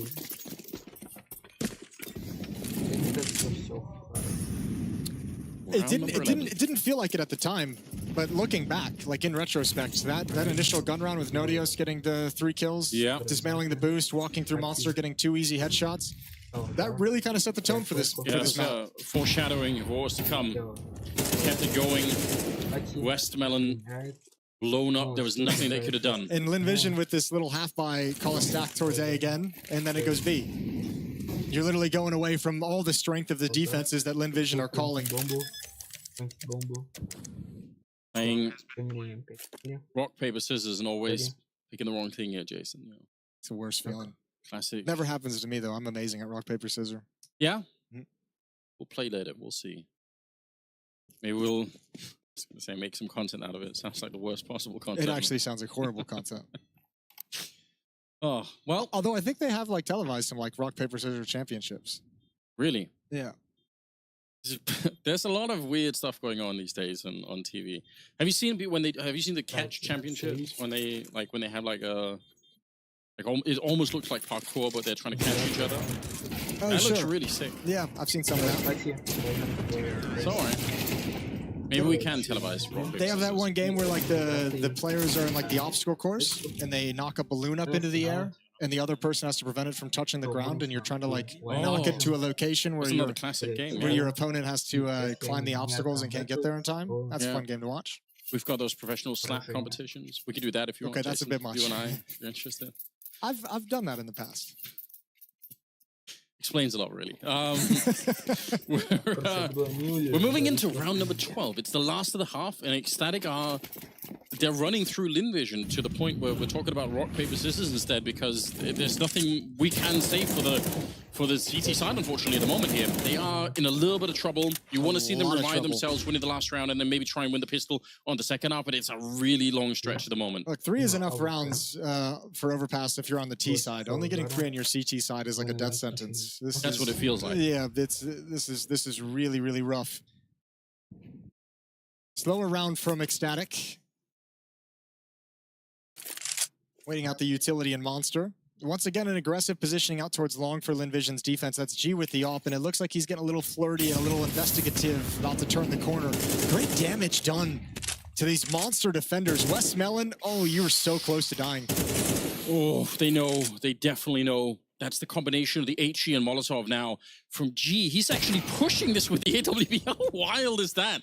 You're not expecting it, but then again, you overplayed his hand just ever so slightly, and Queenix will take him down. Saka get the shot on Nodios afterwards. So still a 1-man advantage here for Lynn Vision, who desperately need a third round. It's all on Starry, though. He's got to make this work. Stepped in front of the smoke. Oh, Salazar took the off away. Queenix can't handle it either. There it is. Someone stepping up for Lynn Vision. Starry's got a double kill, and that secures the final round of the first half. Surely, Patty would have to win a 1v4, and he's only got 20 seconds to do it. They're all going to swing off that fight. And Lynn Vision find a little bit of hope right at the end of the half with 1 round. Yeah, I mean, it has to be the start of it, right? Win the pistol in the second half, and then Maybe from the first gun round as well, it can start to be a conversation. Maybe the second gun round. Maybe the second gun round as well. Convert the second round. They get a couple of aces in there as well. Or maybe like a 1v4. Win a couple of rounds of rock paper scissors. And it's like, then we're putting it all together. Really. Yeah, then we're cooking with gas. You get all those things going your way. Well, they're keeping the focus on the static side, which I would expect. I would be disappointed to see them celebrating this early. That's kind of how you lose big leads. Not over until it's over here, but what they've been doing is really impressive. Some names that before the European RMR, I mean, Queenix and Nodius, maybe we knew a little bit. If you were paying close attention to Danish Counter-Strike, maybe you had heard about Salazar in a couple of different, cases, but probably not the most explosive names here that you would be able to recognize. But now they're writing themselves slowly into history. Sure. Pretty cool. 9-3. Static now going to be on the CT side. Lynn Vision, T side that they have to win with a lot of utility. 4 flashbangs, 2 smokes, and a pistol round. Well, Starry spots the short aggression. Dooley's going to be over at Sandbags. Oh, timing of this fallback, timing of this retreat could not be worse. They step right into the Glocks. Nodios, though, is able to provide a little bit of resistance, but now the defense is collapsing, and this boost is desperation. Good hunting, good grenades. They managed to flash out Paddy and take him down. 3 versus 2. Bomb getting not even planted. Just kind of pressing one button on it, I believe. And Lynn Vision to win the pistol round. An absolutely must-win round here. So good job on their side. They're up to 4. Still, like we said, it's a long way away, but it's a start. A long road, especially we'll see if Ecstatic decide to force buy in this second round, and then all of a sudden you got to contend with potentially a scout. There's 5-7s and armors, which can be so deadly. You get through that round, we can have a different conversation. Good job, though. Helped out, benefit of the timing. They saw that push in towards short, and they said, that's fine. You don't need to be in the bomb site, and catch them in transitioning back into a more passive defense. Not going to be a second round buy. We'll get the rifles out in number 3. So it should be an easy way for Lynn Vision to get up to 5 rounds here on Overpass.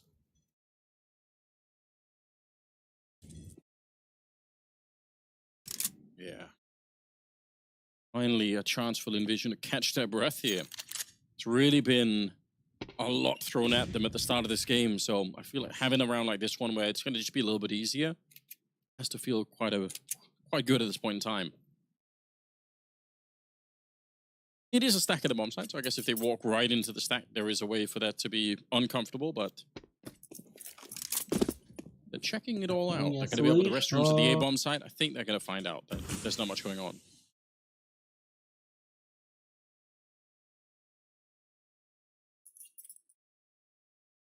Ooh, okay. CTs are also walking their way back, so yeah, getting a little bit of a jump on it here, maybe.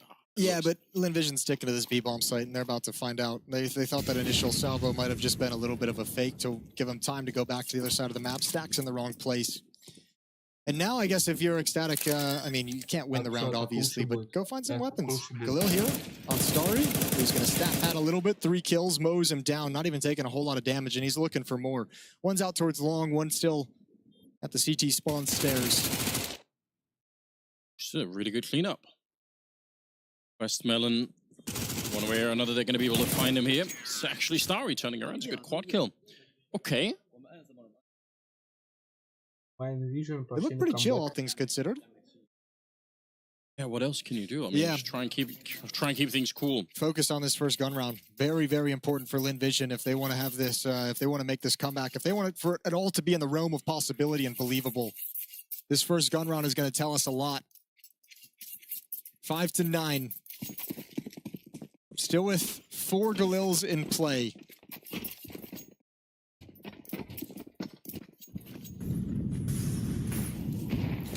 See if they're able to replicate even any amount of what Ecstatic were doing on their T side. Looked like maybe Saka wanted to keep that going. I do love those really fast plays towards the B-bomb side, but I think he got slowed down by too many grenades coming his way. Boost on the other side. Did he hear the jump? I think they made a bit of noise, and yeah, maybe that's why they're kind of saying, all right, it's not worth it. Yeah, Saka was looking for it. But restrooms in control of Lynn Vision, it's a pretty good part of the map to have control over. Especially on a round where you know there's not going to be an op-in play on the CT side. Not enough money built up for the Ecstatic side to get the AWP, so you're taking these longer angles, and that's just a very tough weapon to get past at times in bathrooms without paying the tax. So taking advantage of it early. Starry, though, not expecting that kind of a mid-round push from the Danes. It's Kragan to get the opening kill in the round. I love it. 3 people basically pushing out of the A-bomb site to go look for what was happening out there. We're going to have an A-stack that heavy, then why not make some use of it? Kragan, a bit of an unusual position to be in here, right? He's only got 11 bullets as well. Thankfully, it's only G coming to his position. He'll peek on the nade throw, I imagine. Yep, definitely will. Oh, the Molotov, did he bounce back on himself?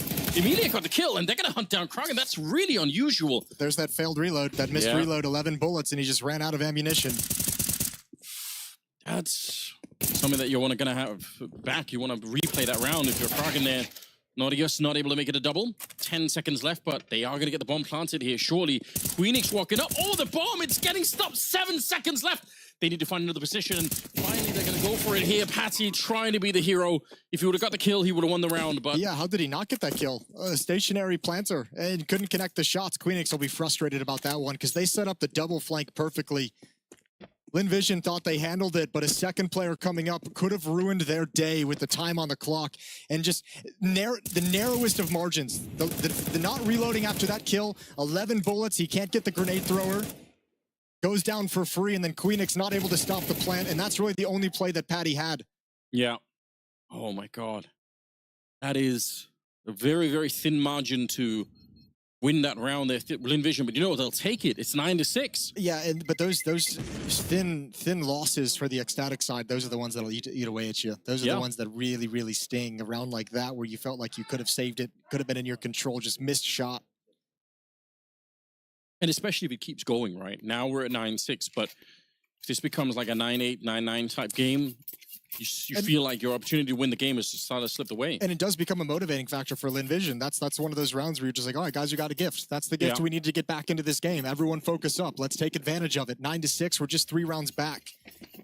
One solid victory, and we're right back in this game. They've got a huge advantage here, up against 5.7s, armored pistols, and 1 M4.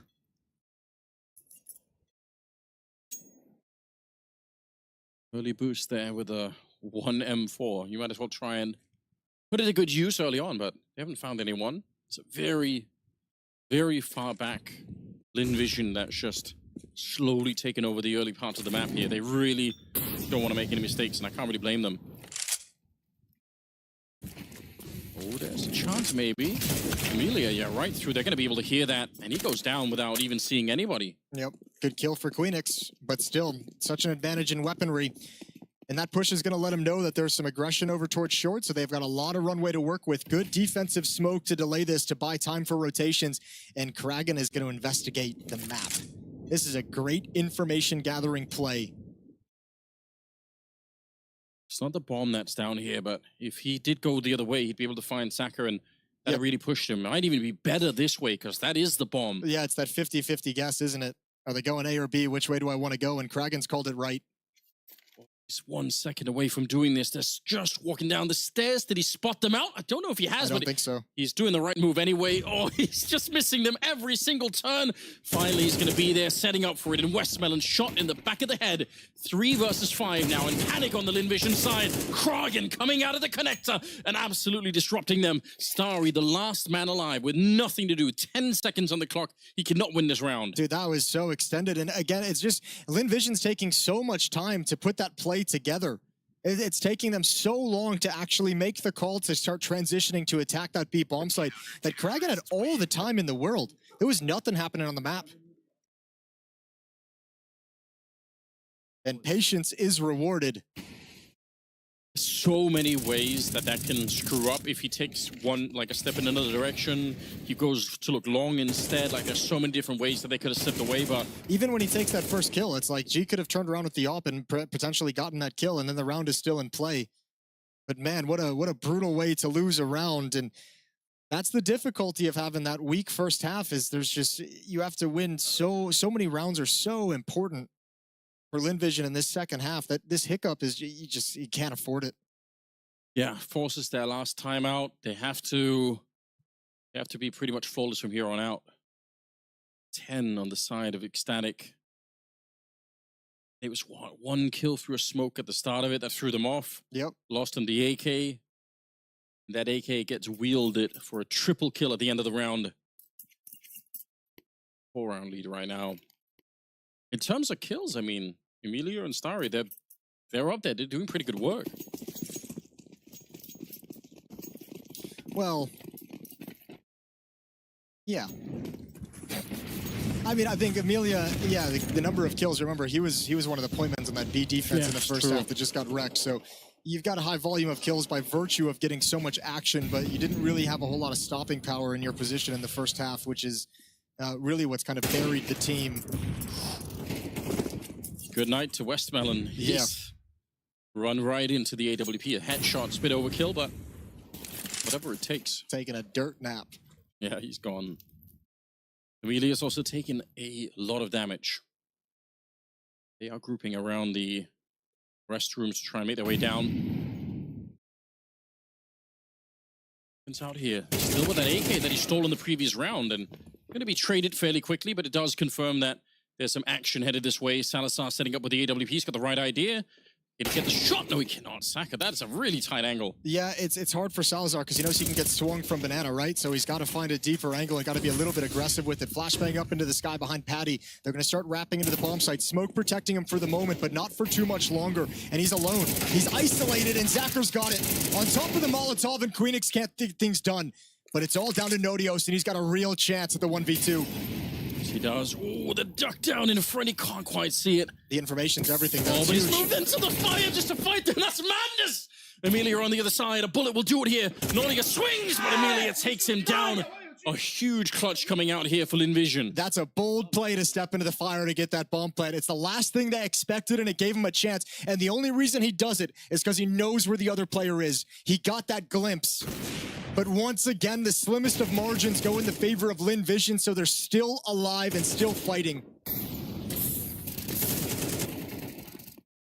What a round this was. 10 different ways this could have worked out in a different manner, but my God. I think Salazar wants that playback with the AWP. Hell yes. Probably wishes he played that a little bit more conservatively. I'm not going to call it the wrong play or the bad play, but certainly he got the risk end of that. What a grenade. It's a nuclear bomb on Lynn Vision here. One of them burns. That was Queenix with the Molotov landing far back there, but they got very, very softened up. And against the M4s, that's a really big issue.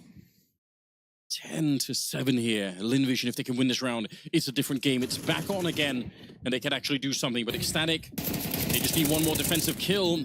It's not Norius, it's Kragen behind him. The flashes are actually really good for Lynn Vision, but they're not getting the kills to support those grenades. Westmelon getting one in there. Bomb still not planted, and it is a 3-on-3. You're seeing a lot of ecstatic players kind of break the textbook and be aggressive when they don't need to be. This close to victory, starting to get a little bit nervous, trying to go for the hero plays. Now Lynn Vision just waiting for the follow-up. Smokes are still up and in their face. And as it clears, Westmelon's going to make his move, so is G. Traded, and now it's just down to Zachar, who's low on health. They don't have any more grenades left, but he has one smoke. Is he going to try and challenge that AWP? He's right at the edge of it. Slowly sneaking his way out. He's got the right idea, but he can't get the shot off in time. Instead, Ecstatic will pick up the round, and I think that is crushing to Lynn Vision. Yeah, it really is. Especially, I mean, he's going for the 1v2 clutch. You can understand he wants to win the round, but that plant could have really, really helped out Lynn Vision down the stretch. What a grindy, brawly fight for this B bomb site, and Ecstatic do just enough to hold them at bay. The team, Lynn Vision, could never get into the bomb site with numbers and really secure any kind of comfort. So much of that fight is taking place behind the pillar at the ramp. No progression from Lynn Vision. The fact that they walked into that nade at the start, I mean, it's not a good feeling. No, it's really painful. Softens you up for those M4s. And just the initial exchanges kind of slowing them down, going in the favor, 1-for-1 trades, no one stepping forward.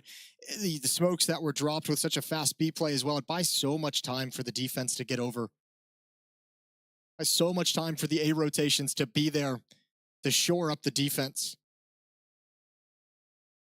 All of the pressure now back on Lynn Vision. What a different game it would have been if they would have won that round. It could have really opened the game up for them at 10-8. The economy being bad on ecstatic, like there would have been a way back in. Yeah, you saw elements of Lynn Vision starting to build into a potential comeback, but I mean, losing to 4, 5, 7s and the M4, losing this round right here, those are the kind of the must-win momentum-breaking rounds that sets ecstatic back. It's all on this Galil. 1 Galil, 3 Tech 9s, and what, a Deagle on Starry? Yeah, well, let's see if ecstatic remember that this play is possible.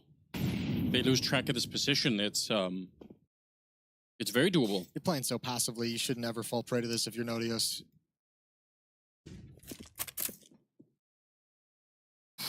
Okay, yeah, I take it back. I take it back. Doesn't look like that's anywhere in his mind. I take it all back. He's still in a good position right here, obviously, but they're not checking it with grenades or anything else. Again, the Lynn Vision flashes over the wall have actually been pretty good. Oh my god, they're going to walk in. Drop Queenix right away. It's a start, if nothing else. That's a miscue. That's a huge miscue. Second player's going to jump in behind the bomb site. Lynn Vision showing they're committed to this B site. Everyone's here for ecstatic. Salazar's going to be kept honest and go back to A for the moment, but that plant will pull him right back. So a retake with the bomb planted has to happen, and that's a beautiful shot. Yeah, Westmelon just able to land that bullet. Revealing one player is out there. It's going to be another grenade landing towards the L-bend just to try and see if they can block off one of the players there, but the pressure is on ecstatic right. Yeah, and they're going to pull the plug. They say, you know what, we need the rifles. We still have a pretty good lead. Yeah, and the money's ugly. Actually a sensible choice. Like, probably hard to make that choice in the middle of the retake, but it makes sense. That's too easy of a round, though. In a situation like this, 1 Galil, 4 Tech 9s, and you just get a free walk out of Monster and a tap to the side of the head. Well, is anyone going to go up with the bomb? Feel like they've got far enough away? They're going to... Oh, maybe not. Peace. It's all good. They'll take the win. Yeah. Losing maybe a couple of extra rifles still, you know. This, I mean, I guess, I'm assuming he walked through a smoke, Westmelon, but Queenix is looking over towards short, and he's had his teammate. Watching that the whole time? Yeah, because we were making jokes about it. Not watching it the whole time, but at the point that he died, he was definitely watching it on a perch. I guess there's a little bit of an angle from where he's defending sandbags to where a short player can actually see him, but still, to just take eyes completely off Monster. Oh. It's more nade damage at the start of the round. My god, that's devastating. Westmelon and Starry just getting blown up a little bit here. 11-8 the scoreline. Yeah, that Molotov is usually extinguished if you're going to make a fast play like that from the T side. And you can see the result if it's not. Westmelon and Starry, they really wanted to clear and make sure Party wasn't going to have any kind of danger early in the round, so they tank a lot of damage to be able to get that confidence. It was scary right here. It's a lot of chances to get shot in the back of your Kragen, and he will, but he will take G with him, so that's actually a lot better than I was expecting. He kept turning his back to like 3 different players. This aggression hasn't panned out for Salazar a couple of times. He's only got 2 bullets in the AWP. But he's got the confidence of teammates behind him, and he's got the confidence of another information play. Yeah. That's Nodios who's investigating. He's just staying at the ladder for the moment, waiting for the next piece of information to ring out on the map before he decides to make his move. Ooh, looks like he's actually going to go back down again, so... It's because he's the only person, like, quote-unquote, defending the B bomb site, and the biggest gap on the map is them going down the stairs towards door. Emilia wants to capitalize on it, but they swing right into the AWP. They were not ready for that one. 20 seconds left. Emilia's the one with the bomb. If he dies here, it's a massive issue. 19 seconds now. There is a little bit of backup now, but they're really running the clock down low, and there's already a double stack here. The flank is going to be coming in. Last time they couldn't get the shot at the range. This time they won't even need it. Nodius, not even needed for the connector position. They're going to win the round. It's 12-8 now. Yeah, Lynn Vision's having a real tough time finding like assertive and convincing decisions, you know, in the mid to late round for their final plays. They're taking a lot of time putting it together. And it's allowing ecstatic to find a lot of comfort in their defenses and in their setups. You can see Zakar on that flank as well. He was outside the B bomb site that whole round, and he never really challenged it until it was too late to get involved in the action because he's got to walk the whole way. So all this is happening. He's just out of the fight. Does allow him to keep an M4 in his hand. Yeah, so it's one little thing to look forward to, I suppose. But in the grand scheme, it's ecstatic 1 round away here. Lynn Vision going to be at the point of elimination. If they lose this game. Kraken, that's a nice double to begin with. Grenade on top, and they're going to walk right into it. Jesus. Some of these HEs are actually devastating. Yep. And that's the exact play Lynn Vision didn't want to deal with in the last round. Remember running through that Molotov to clear out Party? They even had a fast molly in that position, and Kraken's just like, not going to do that twice. I'll head there this round. Once again, this push has been available to Ecstatic. This is the 3rd time we've seen it. Yeah. And once again, it might just be devastating based off the timing. Oh, and especially if you're running the whole way. It does stop, but... I imagine at least one footstep is heard. Now those are definitely heard. Yeah. Oh, you're toast and you don't even know it. And they're pulling, Ecstatic's pulling everyone over. Yeah, why not? Salazar's left the A bomb site. Everyone's going to be here. This is a classic round to sort of summarize what some of the problems are with Lynn Vision here. You're telling your monster players, dump utility, delay, because I'm here. That probably could have been better, but it's not going to make a difference in the end. Ecstatic will take down Lynn Vision, and in quite an emphatic fashion, I've got to say. Yeah, wonderful game from Ecstatic. Played some smart Counter-Strike, and you could just see it from that first half on, even though there's a little bit of a...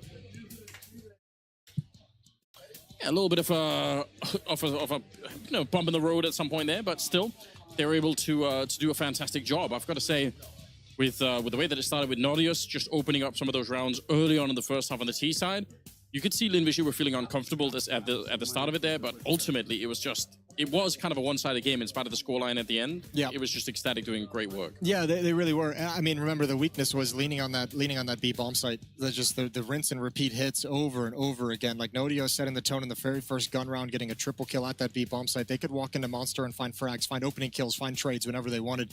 And look, Lynn Vision might have been able to have a decent enough T-side. They missed some opportunities, made a few mistakes, stubbed their toe in a couple of winnable rounds.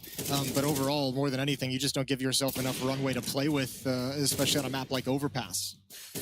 Yeah, it sucks to see because it felt like once Lynn Vision got some of their players warmed up a little bit more, it would have been more fun to see them start this way instead of finishing this way. Yeah. But you know, obviously that's the danger of the best of one format. But if you speak of the positives of Ecstatic too, remember the desk yesterday when these guys played on the mainstream, you know, one of the points brought up was like, there's some talent here, but we'd like to see more impact out of Salazar with the AWP. He had that today. Yeah, he on did. the T side especially, it's some nice rounds. CT side saw a couple go against him, but that's the nature of the game. But overall, the op for Ecstatic had some very good impact in this game. But obviously, I think that the big player you're going to mention is Nodios, and the way he was just able to kind of control Monster, control the B bomb site, and he was really the driving force to all those hits on that side of the map. Yeah, he was. Surprised to see his damage so low, to be honest with you, because it seemed like he was doing work. Yeah, I mean, I guess a lot of it was just the start of it. So, you know, maybe he a little bit of a quieter time in the second half. And a pretty nice team effort altogether. Like Kraken in the second half maybe was like the standout player for the CT side, but Nautilus on the T side certainly got them started in the right way. And look, it doesn't end up with like a super dominant scoreline, but that was a dominant victory for Ecstatic. That match never felt like it was in the realm of possibility for Lynn Vision to even consider a potential win. Yeah, I mean, you see this, the first half there is devastating. You win 2 rounds, and then you show on a massive loss streak. That's never a good sign. 9 in a row. Yeah, I mean, if you win the last one, sure, but you're in trouble at that point in time. Yeah, and even just thinking back to that first half, just the nature of the out calls, Ecstatic calling a game where they were just perfectly hitting to the side of the map that Lynn Vision was not stacking, was just like away from the main defense. So, yeah, everything went against Lynn Vision in that game. Nice win for Ecstatic. They're gonna love it. Dane's looking good. Yeah, the one last Danish team that's still, you know, holding the flag high for everybody. It's beautiful. It's what a story that is. Like, it's still so crazy. Maybe they can keep it going. Obviously, the competition is going to get even harder. Best of threes now as well. They're in the qualification game, so it only gets more difficult as that Royal Arena comes a little bit sharper into focus. We're off to a break. When we come back, it's an elimination series, so stay tuned. We're sending somebody home. It's going to be Mongols or Furia. Ecstatic are coming into their first major for all players, the most important event in your histories, and it's also in your home country, and I guess maybe some of your home cities as well, being Copenhagen. Just tell me, how does that feel? Because when we first spoke, when you qualified, you know, it was emotional. There's a lot of emotions going through you. Now you've had time to go through it all. Yeah, it was insane experience qualifying for my first major, the first major for the entire team, and the first majors, and also being in Copenhagen is just bonus. It's just so nice being on home soil. So it's definitely like extra motivation for qualifying for the arena and playing in front of the home crowd. So just really nice. Now, what can you say about the lack of experience for you guys as a team? Like, it's a wonderful storyline. You're here at the opening stage of the major, but what does that mean your mindset is like coming into this? I mean, yeah, we're like very inexperienced team. We're like, kind of young team. Yeah. But for the expectations here, don't really have any expectations. Like we're again the underdogs, and I think qualifying for the major itself is like, I guess you can say it's like enough for us. But of course, we want more. We want to go to the arena for the home crowd. But we are. I mean, I don't want to say satisfied, but we are okay with just being at the major. So everything from here on is just like a bonus, and we'll do our very best. Do you have that same drive and motivation? Because I do hear this from a lot of teams. It's like they know maybe I'm not going to be the favourites to win. I'm not going to be like, oh yeah, I'm going to that arena. But they are so happy with qualifying. Do you still feel the same hunger and passion now coming to the major? Yeah, for sure. It's still there, and we are all super pumped. We're ready to play. Like I just want to play now. I want to play. I'm so excited. But still hungry and still hyped. But again, if we don't go through, that's okay. I mean, we already made it to the major, and I think it's more than what everyone expected of us. And even ourselves, like we didn't expect to go to the major. We of course hoped for it and we knew it was possible, but I don't think it was like something we expected, to be honest. And talking about that expectation you have, I want to talk about you personally. You come on July the 16th last year from Astralis Talent over to Ecstatic. You are an in-game leader into this new team, and then you do qualify for your first major. If I told you that when you first joined Ecstatic, would you have believed me? No, not really. I would not. Things went so fast, but that's how it is sometimes in this in Counter-Strike. Sometimes if you have a good period and you play at your peak at the right tournament, then all of a sudden you're in the major. Yeah. So yeah, I'm just super happy to be here. And do you feel right now that you guys are still improving quite a lot? Have you been able to improve a lot from the RMR to this major? And how's that time look like? How have you spent this time? What extra work have you done? And we have done, as we always do, we practice and we again practiced some extra hours, like 2-3 hours every day, as we did up to the RMR. So we've just been playing a lot. We had some few days off because I was sick, but except for that, we just played a lot. And yeah, I feel improvement. And as I told you before, we have very high confidence after qualifying. That's where I feel the biggest difference. Like we are winning some more duels, people are taking more initiative. Yeah. We're being more aggressive, like people are not so scared because we have like somehow a lot more belief in ourselves after qualifying. So that's why I feel the biggest improvement. And we have obviously we've been cooking some new things here. So so we're prepared. Would you say though you guys don't have anything to lose here in this point, right? There's not that pressure on you that other teams might have. Yeah, I think that's that comes with being an underdog. We have like nothing to lose. But I will say from the 16 teams that are here, I think. For myself, at least, I kind of expect to go through to the next stage. Okay, I think that's very possible. I think if I'm not wrong, we're like seed 9, and obviously the eight teams go through, and there are some teams that I think are very very beatable. So I think I definitely hope to go through to the next stage. Good luck going through this. I hope you can achieve the next goal of going through to the next stage. Thank you for your time, Paddy. Thank you. Level up your gaming space with metal posters from Displate. Hang your displates in seconds. Swap them whenever you like. Get official art from your favorite games on a uniquely designed metal canvas and choose from thousands of posters. Join over 3 million collectors now. Your wall upgrade is here. Shop now at Displate.com.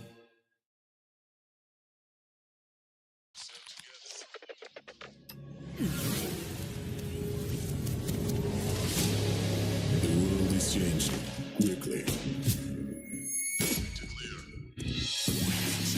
Shut up.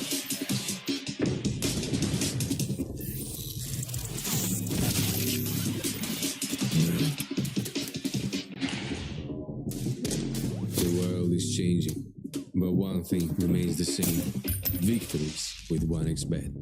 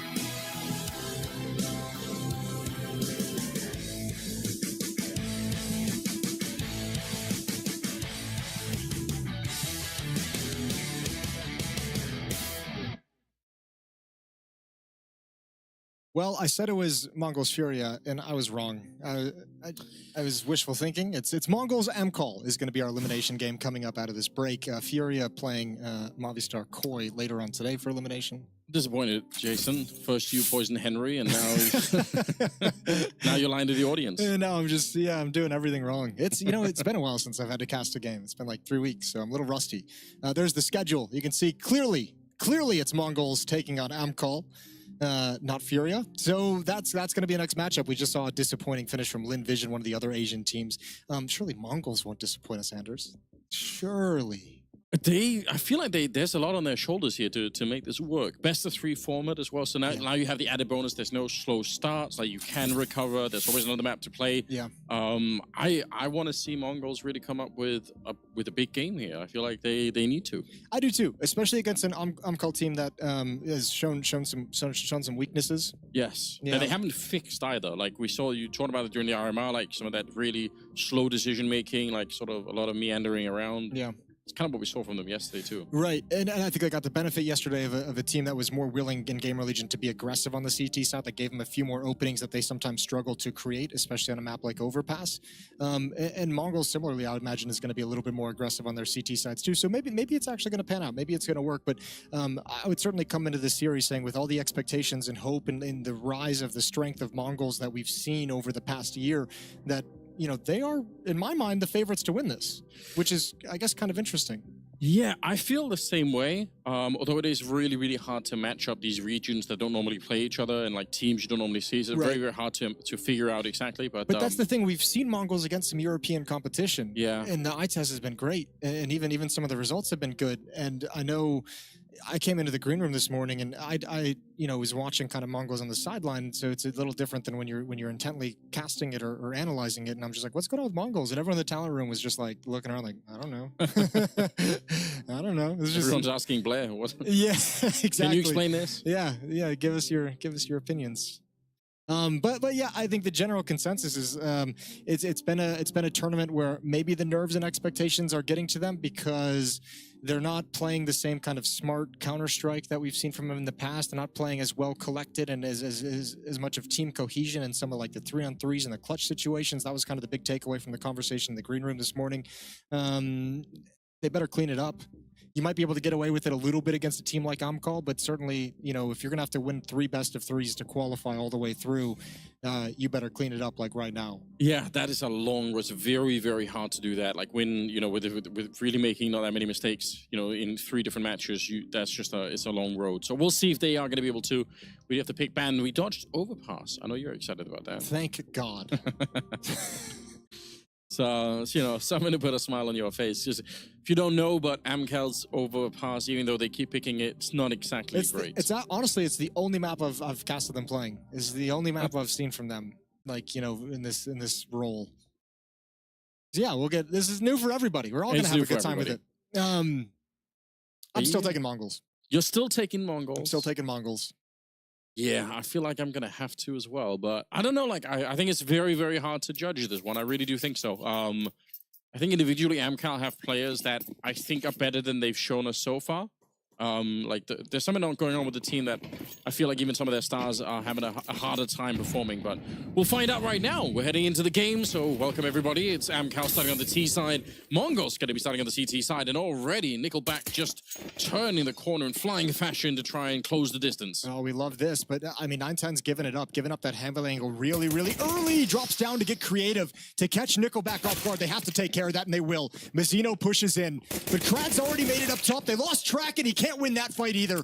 Oh, Mongols have recovered this somehow. Yes, they have, or maybe not.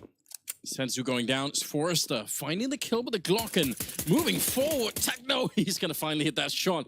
A lot of missed USP bullets in this one, but Icy will be on his own in a 1 versus 3.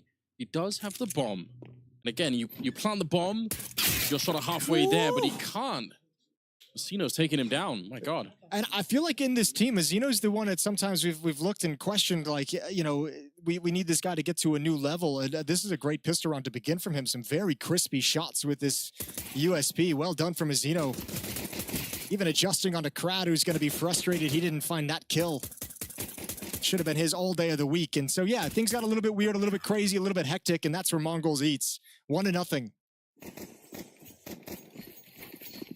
See a Seuss come out on For Forrester. the best jerseys in Counter-Strike. That is true. Nobody can argue with that.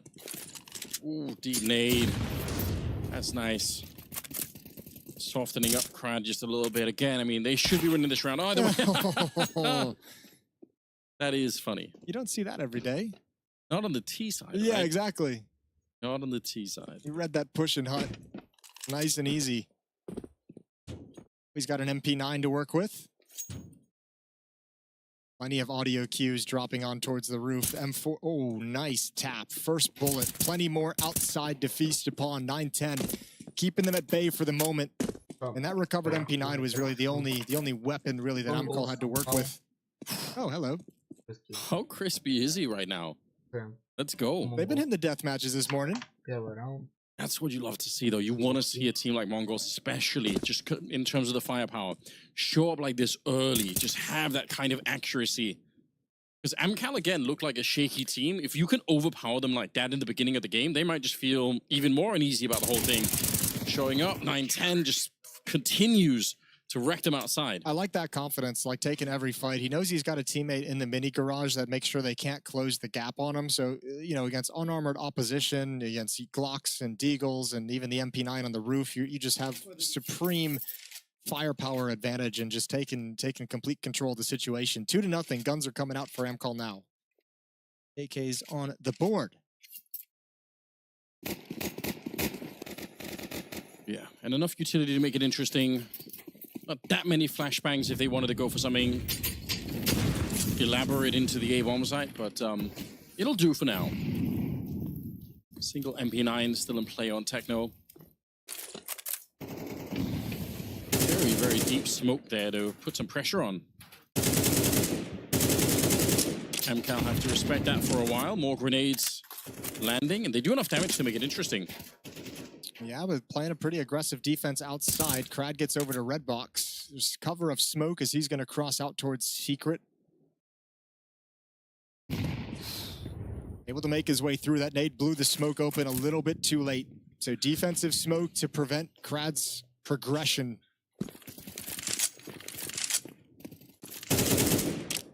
They are really waiting around in lobby for a long, long time. I'm assuming they're going to come ramp room to try and meet up with him. 2 players here, though. They're going to go for a boost. The timing of this is everything. If they can't get up in time, hurry, hurry, hurry.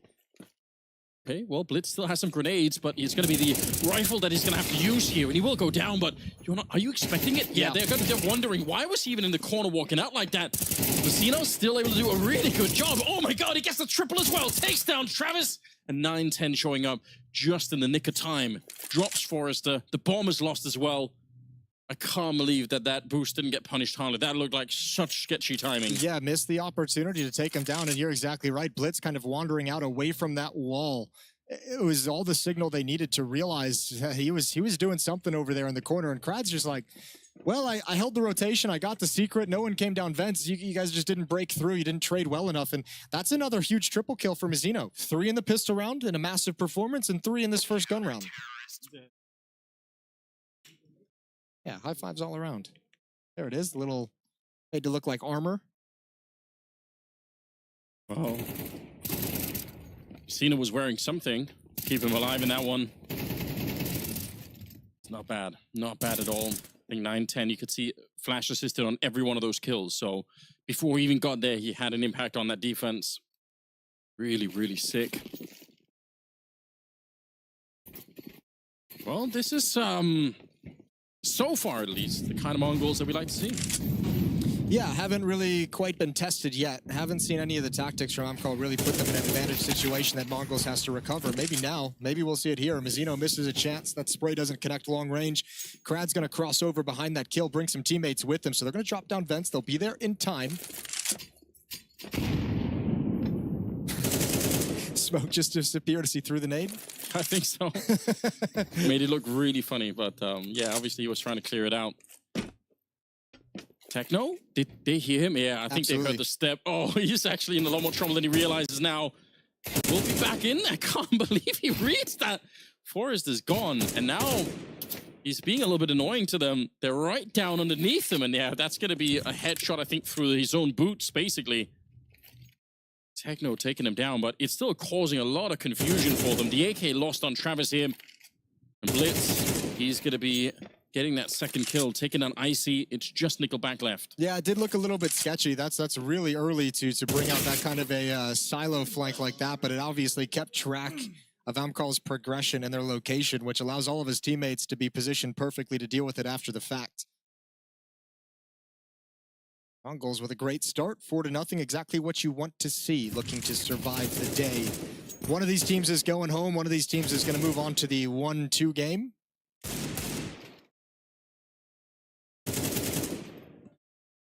Mongols with perhaps the larger expectations of these two teams in terms of what we expect. Coming into this event, I would have said for sure this is going to be one of those 8 teams moving on. Oh, you've that much? Okay. Yeah, I really did in my head. That's exciting. Well, I mean, they're playing up to that level right now, so hopefully they can keep it going. For 4 rounds. Yeah, I mean, that's true, but bang. He's super dead. So is 9-10. Yeah, good rebuttal. Good rebuttal from Icy with that AWP. Big star player for Amcal if he can come online, if he can be having a strong game. Awkward fight for Mazzino, and this time he gets caught. He did so much damage, though. I mean, it's not far off being a double kill. He's setting up cs2 to do a little bit of work down here. He's the only one that's below at the moment. They break open the windows. He's trying to get that early bullet on them, and that does nothing. I don't even know what happened. That's a very deep Molotov. That is generally not that deep, but here we are. cs2's got to be careful. There's a gap in that smoke. Once the fight, he's got the headshot. Oh, just clotheslines him. And now Travis is going to try and exploit this. He investigated with it earlier. I think cs2 might have seen the head over the top. I can't believe. I thought the gap was going to get him killed. Flash around, but didn't quite go as he wanted, so he second guesses it a little bit. They have a smoke for the defuse. If they get the entry kill here, they can make life very hard, especially on Icy, who's got the AWP. Imagine that, trying to stop the defuse while the smoke is up. Oh, what a shot. Right through that little hole in the door. 2 versus 3 now. Yeah, they know about it, but they can't clear it out. Travis absolutely making it work in the corner. They were so scared of that fight. They even considered at one point just all 3 going around to decon, and there was a real chance that Mongols could have held on to this round. Good job from Travis with low HP, just staying poised, and obviously that little peek through the hole in the door is brutal. A brutal way to find an extra kill. That's how it started. Traded immediately, Icy takes his time. And everyone who had a chance from Mongols to shut this round down failed in their respective fights. A way to find a kill there. Okay, 4-1. Amcal finally on the board, finally getting a chance to say something here. Oh, this is interesting. They've left ramp room wide open. Double push to secret. They want to stop the cross outside that's been coming in. A little bit of chip damage on the spam. It's going to be Krat again trying to make his way across. I still can't believe no one's rotated ramp. Okay, finally, Blitz is getting there. That is really late, and all he's doing is throwing grenades. Yeah, they don't want to play it. They just want to show that they have presence there. They're kind of calling the bluff that Amcal's not going to try and hit through ramp room. It's going to be really interesting to see what Mongols' mid-round rotations look like with nobody in the ramp room, 2 down in secret at the moment. Look at it, the bomb is actually coming outside, or at least it was. Yeah, but they've thrown away the double stack here, right? It's just Mazzino now. 1 player went up vents to shore the upper bomb site. So it's back down to just 1 player defending any secret cross that comes in or any outside yard play, and they will go ramp. It's a start for them here. Krad's not going to be able to beat that fight. 38 seconds, and they're frozen in lobby for just a second. They are starting to move towards the ramp, but they're going to lose that fight to 9-10. And Blitz in the corner. He's all in this. No escaping this position. Oh my God. I hate that position. Practically walking. Yeah, I'm not a big fan of it myself, but especially when you can't hit that first bullet. 3 versus 3 now. 18 seconds on the clock. And what, they want it swinging. That's madness. Mongols not even allowing them on the bomb site, saying, you're going to be taking a deep breath before you go for that last pitch towards the bomb site, getting the bomb plant down.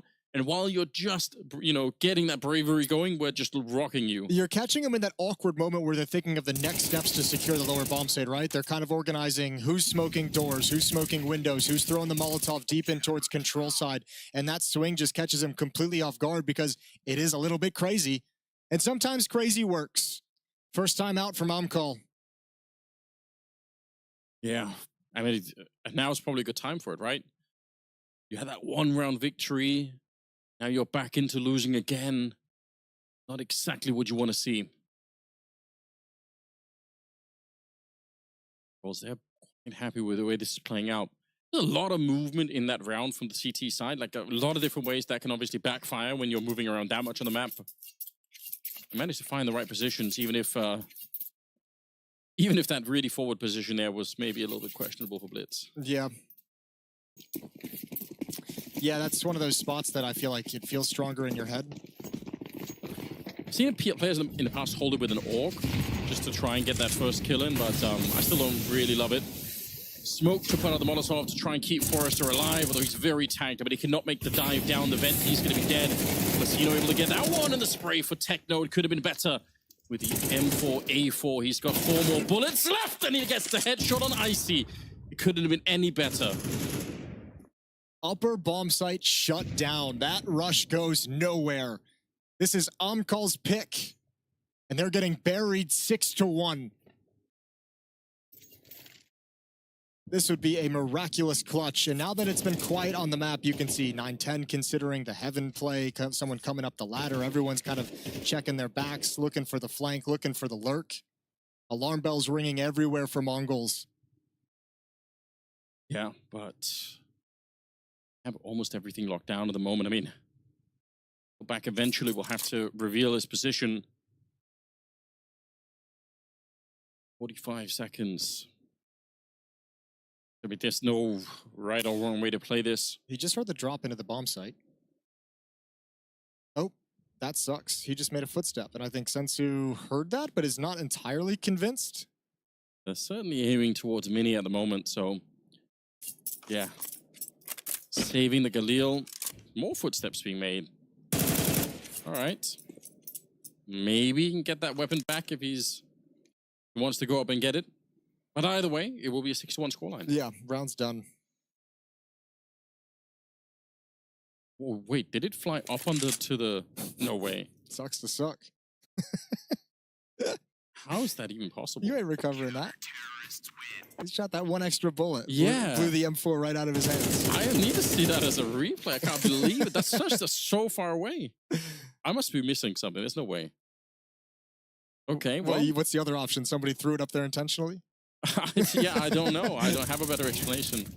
Nice spam into the smoke even while blind. And they're so concerned about the player over at CT Vent that Techno's able to slide out, get a double, and then build upon it. And the upper rush goes nowhere. Some justice for the M4A4. The extra bullets enough to get the triple kill, right? I like that. Yeah. Still. You're not convinced. I like the money. Well, you know me. Fair enough.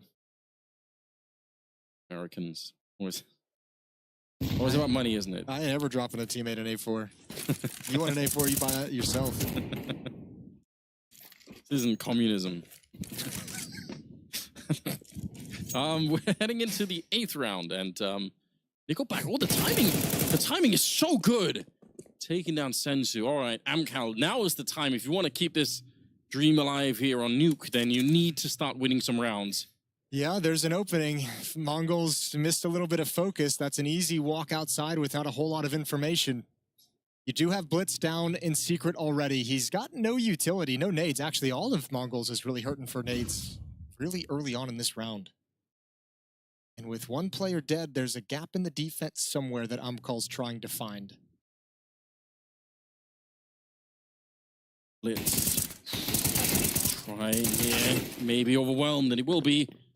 Tech9, a little bit too much of a wide swing there. Techno seems to be locked into the moment. It's the 3-on-3 in this round. Amkal.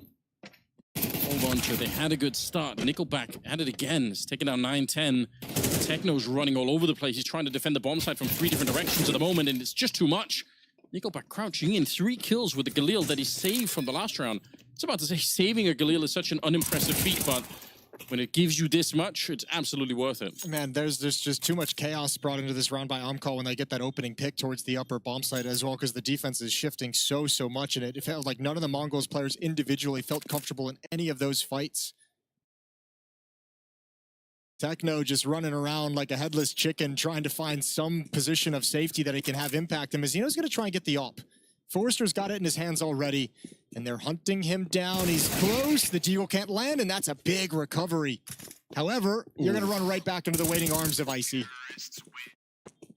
Yeah, I don't know. Hard for him to run the other way. I think he was afraid of the bomb, maybe trying to get blown up on that. So, had no real choice, I think. Okay. Well, this is interesting news for Amcal.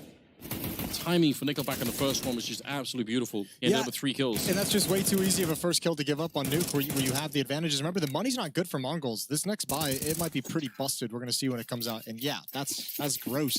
This is the avenue back into the map for Amcal. If they win this round, if they win this round, you take the money away. You can get up to like 4, maybe 5 rounds off of a victory here. Mag 7 on Nuke. What a throwback.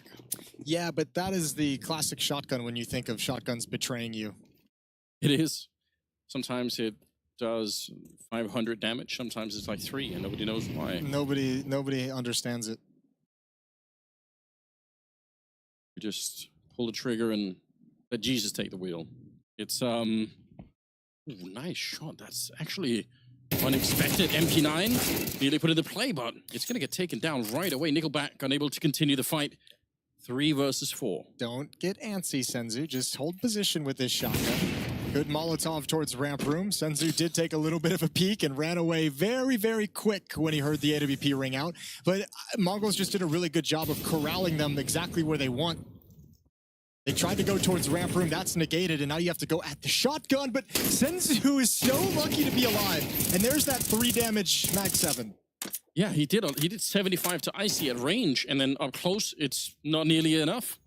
Jump down from Techno's probably a really smart move here. There is an HE on Blitz. If you can find the right position, it could be pretty lethal. Oh, what a sneak up from Techno. Said he was moving around a lot in the previous round, but this time it absolutely pays off for him. He finds basically a free kill, and Icy alone, 1 versus 3, misses the shot. Oh, that was ice cold from Blitz. Yeah, he paused after the 3 misses, and he's like, all right, let me collect myself here for this 4th shot. It's time for you to go to sleep. That's it. That's an important round to win. That's a very important round for Mongols to win. They get to keep buying, they get to stay in the advantage, and that's a real huge missed opportunity for Amcal in the roadmap pick. Yeah, it is. And what I like about it for the Mongols as well, remember, they pulled off, they brought in that double secret push from ramp room earlier in this half, and they didn't really get the attention on it that they would have liked. This time it works exactly as designed, combined with the spam through smoke. Ooh, the jumping Mac 10 is back, and it works. Same as it ever was. Messino goes down. Clear path towards the B bomb site here, even if they are a little bit tagged up on some of the players here. Wide swing for Blitz. He's not going to be able to continue that fight. Techno, I don't think they know that he's here yet, so he might have a bit of an advantage, although just as he jumps, I can't believe he hit that shot. How is that a connection? Nickelback goes down. Ah, that's beautiful. Good mechanics controlling that spray in an awkward situation, and that gives no safety to the players inside the bomb site. Now Molotov's going to start raining in, burns out Krad. 1 more still there, and Forrester's going to have to come provide reinforcements. Smoke up, but they peek him anyway. My God, 3 versus 3. Amcal, great job getting into the bomb site, but they had nothing once they got there. Yeah, Mongols is shifting a lot of players very quickly. 2 players dropping down vents immediately to provide that defense. I think Amcal is getting caught off guard, at least in that round, just by the sheer numbers that have kind of come in to kind of help alleviate that after Mazzino goes down in ramp room. And here's that beautiful shot, awkward engagement, but just through the edge of the wall down onto the ramp. The Molotov just spreads enough. And as the smoke plumes, Senzu gets vision. All right. Well, are we allowed to get excited yet for Mongols? I feel like they're still... No, don't do it yet. Not yet. Don't do anything to ruin it. I'm not jinxing. All right. Yeah, Cool. Just keep it in. Well, I'm allowed to be worried about Amcal, I assume. Yeah, I'll let you have that. Because this is starting to look a little bit desperate. Crad, I believe, on 2 kills. I would have said coming into this tournament, he was one of the players to maybe look for. Like, I feel like he's got a high level. Him and Icy are kind of the 2 players I really, Nickelback as well in there. But yeah, you'd expect more out of Crad. And I think that says a lot about how they've struggled to get anything going their T side, because getting him activated in secret is pretty much, you know, in every single round occurrence. Outside of calling an upper bus, outside of calling a ramp rush, they're trusting him to cross over towards secret, have impact, and force rotations, and it's not happening the way they'd like. What? That was the AWP that found him. Unbelievable. From the high ground, I believe. Yes, 9-10 up there. No one's outside this round. Crad was over towards lobby. They want to try and build off that drop-down vent. Instead of going secret, Forrester had a good spawn to go for it, and obviously absolutely destroyed. Techno and 9-10, both they're 11-2 and 11-3 in terms of scoreline. Like, that's very hard to beat at the moment. Can you back up onto a teammate? That looked real interesting. They have smokes if they want to try and set up an impromptu wall. A little bit of a flash over and no real presence isn't going to be enough to make Mongols too worried. They have 9-10 with his AWP over towards Lockers and Heaven. He's got vision outside telling him nobody's crossed. All they got to worry about is Mini. Mongol going to readjust. Mazzino playing along the right wall. Look at the clock. Running this down so low. 30 seconds. Fake towards ramp. Fake the upper bust and head towards ramp. Try and get Mazzino to either get pulled forward or fall back a little bit early. I don't know, but I'm so scared about this. 20 seconds left. Mazzino doing great work here. Sure, 9-10 is probably going to be dead inside of the Molotov, but will it even make a difference? 15 seconds. Some good kills.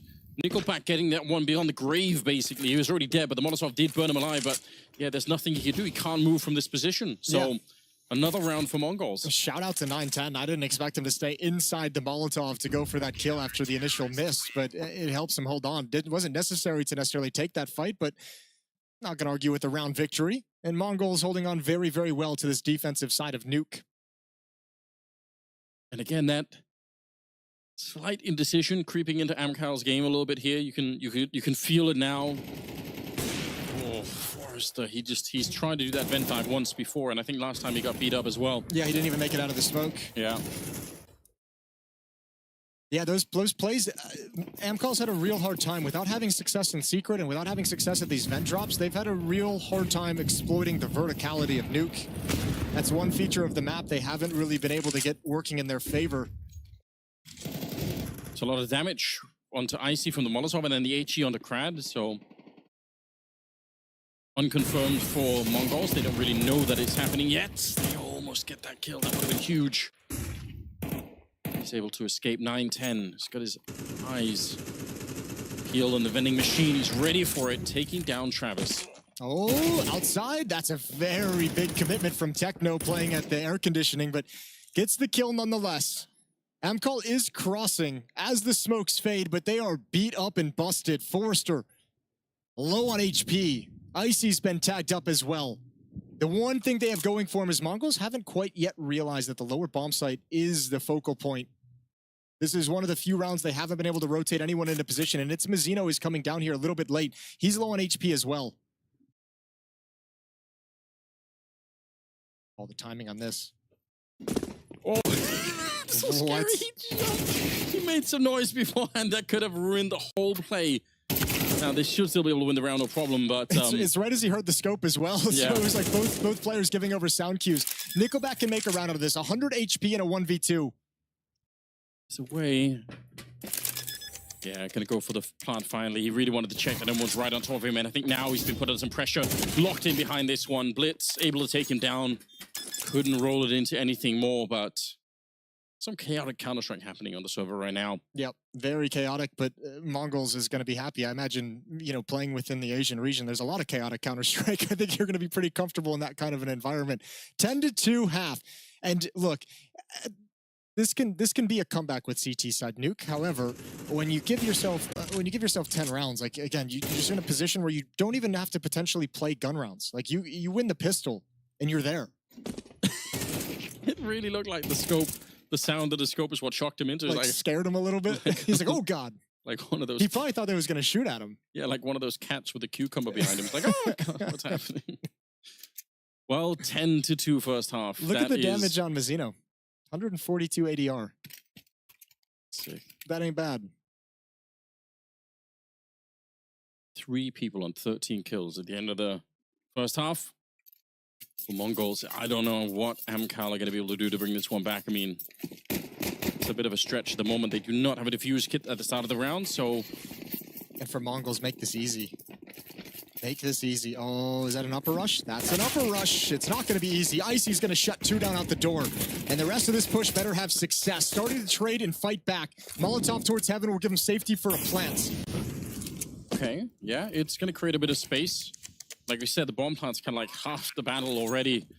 Flash to set up for a bit of a retake. We already mentioned it's going to be a 10-second defuse here, so this is not a done round, especially not with a shot like that rings true. Blitz taking down Crad. Nickelback and Travis are left alive here. Moving forward, taps the bomb, but again, it's a full 10-second. They're not even committed to it. This is Mongols. They're going to know there's no kit in play now. They're going to know that this is going to be a full 10-second defuse. Otherwise, they would have won the round already. Now they're going for it, and now they're going to commit to the fight here. Nickelback going down, and this round should have been lost already. Travis trying to see if he can make this work, but he's out of time. Sure, he's made the USP sing, but it's not enough. Exactly what the Mongols needed. What a good recovery. That's a 3v5. Remember, Icy gets the opening 2 kills at Squeak Door. He did his job. He put Umcall in such a strong position, but 3 players rotating up towards heaven meant that Molotov destroys any idea of them getting involved before the bomb plant. That Molotov was worth all the cash they spent to get it in this pistol. I feel like when you fake sort of defuse the bomb and you don't actually have a kit, it does tell the other team to some extent in that kind of scenario that you probably don't have a kit at all ever. Like there's no one has one. I feel like when you fake that tap that early in the bomb timer on a 2-on-2 and not a single player from the Mongols makes noise, you just know you're being outplayed. Yeah, like we're already losing this. Travis, that's a lot of damage. Techno, almost dead. Stop.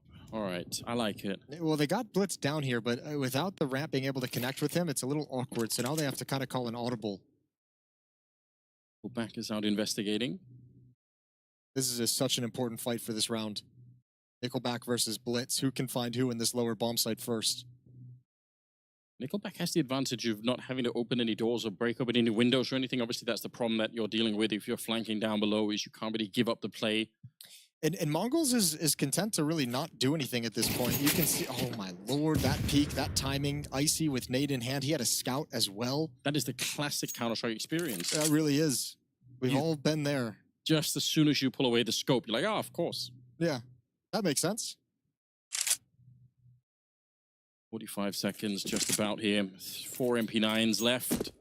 Juggling a little bit of utility outside. Yeah, they're going to turn this into an upper hit with the Mac-10 coming up the vent. You'd imagine Blitz going to start getting in position. I mean, Forrester, if he burns up there, then Blitz can come up right as that's happening. You can see, yeah, Forrester jumping down right into the open arms of the AK. Oh, and they're going to actually turn it around once again. They say, all right, wait a minute. Let's go down below. And there's only one person defending Nickelback, trying to he can keep the dream alive, but he is just not going to be able to escape. Messina walking up behind him. So 1 versus 3. Travis trying to see if he can get the job done here. With the bomb already planted and they're escaping the bomb side. I doubt if this is going to be possible. Don't give him these kills. Oh, he's in, but Messino shuts it down. That got a little bit weird. That got into a world where he could have made something of that clutch. Did he get 4 or 5 kills, Messino? Throughout the stretch of it? I feel like he got... Did he get 5? I'm not sure he got the first... This one? 1, 2, what do you count? Did he have an ace in the round? No, Techno. No, Techno got one of them. All right, fair enough. He did have 4 kills. That's really remarkable. Like, what a round from him. He's having such a sick game. He's one of the question marks of this Mongols team in my mind, because I've seen him have some games where he's really kind of struggled to show off the individual skill, and he's made some questionable decisions and looked a little awkward. So the fact that he's busting out 17 and 10, had some very impactful rounds, that one included, is everything. Real aggressive from Nickelback out of desperation. Sensu is going to build. And we have a 4-on-3 very early. And outside is lost and exposed for this defense that doesn't have the arsenal to recover it. What a miserable map this has been for Amcal. But to some extent, it's been more of the same. More of what we've already complained about. double nade into a Molotov and a smoke just to get absolutely rid of him. Why not use the utility when you got it? They've got plenty of time left in this round. Now they're making their way outside. amcal just so stressed right now. Okay. There's one still in heaven, though. Yeah, there is. Which they're going to help out. So, nearly winning that fight. Forrester wants to help out, but he doesn't know it. If he goes down the ladder, he's going to be dead. Instead, he stays up there, takes down 9-10. That's something to work with. This just turns into a really weird round. I mean, Mongols know exactly where everyone is. Oh, there it is. cs2 from below. He's going to end things. Well done from the Mongols. Wasn't always pretty. Couple awkward rounds, but dominance from the Mongols as amcal can never find a way to break in. Yeah, they just didn't have them in it, or didn't have it in it. I can't believe it. I mean, this should have been a much better map for them. Yeah. Mongols showing up with tremendous firepower. 3 of their players playing extremely well at the start of this game. Yeah, Mizzino set the tone early. Yeah. A couple triple kills early Techno on in was that there. first half. Techno was there. 9-10 had some good shots with the Yeah. op, but overall, tactically, amcal's game plan, let's say it as it is, it failed. Never able to exploit secret when you got Crad down there. Yeah. Never able to exploit the drop. Forcer got caught a couple times even just trying to make it happen. And you could never really put that lower bomb site in danger the way you wanted to.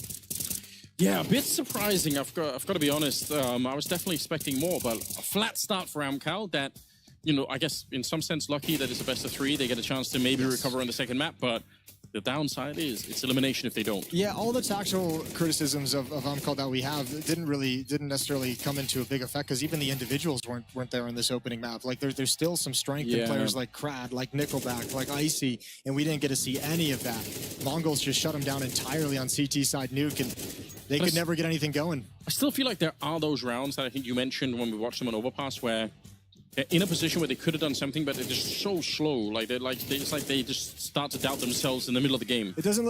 I mean, look, this isn't a team that has a wealth of experience at the top levels of competitive Counter-Strike, and I think some of the philosophies of how you want to finish rounds. It seems like sometimes they have some ideas, whether you like them or not, on how to play the early rounds, how to play the mid rounds, but the finishing move, that conversation hasn't happened. They're not on the same page in that sense.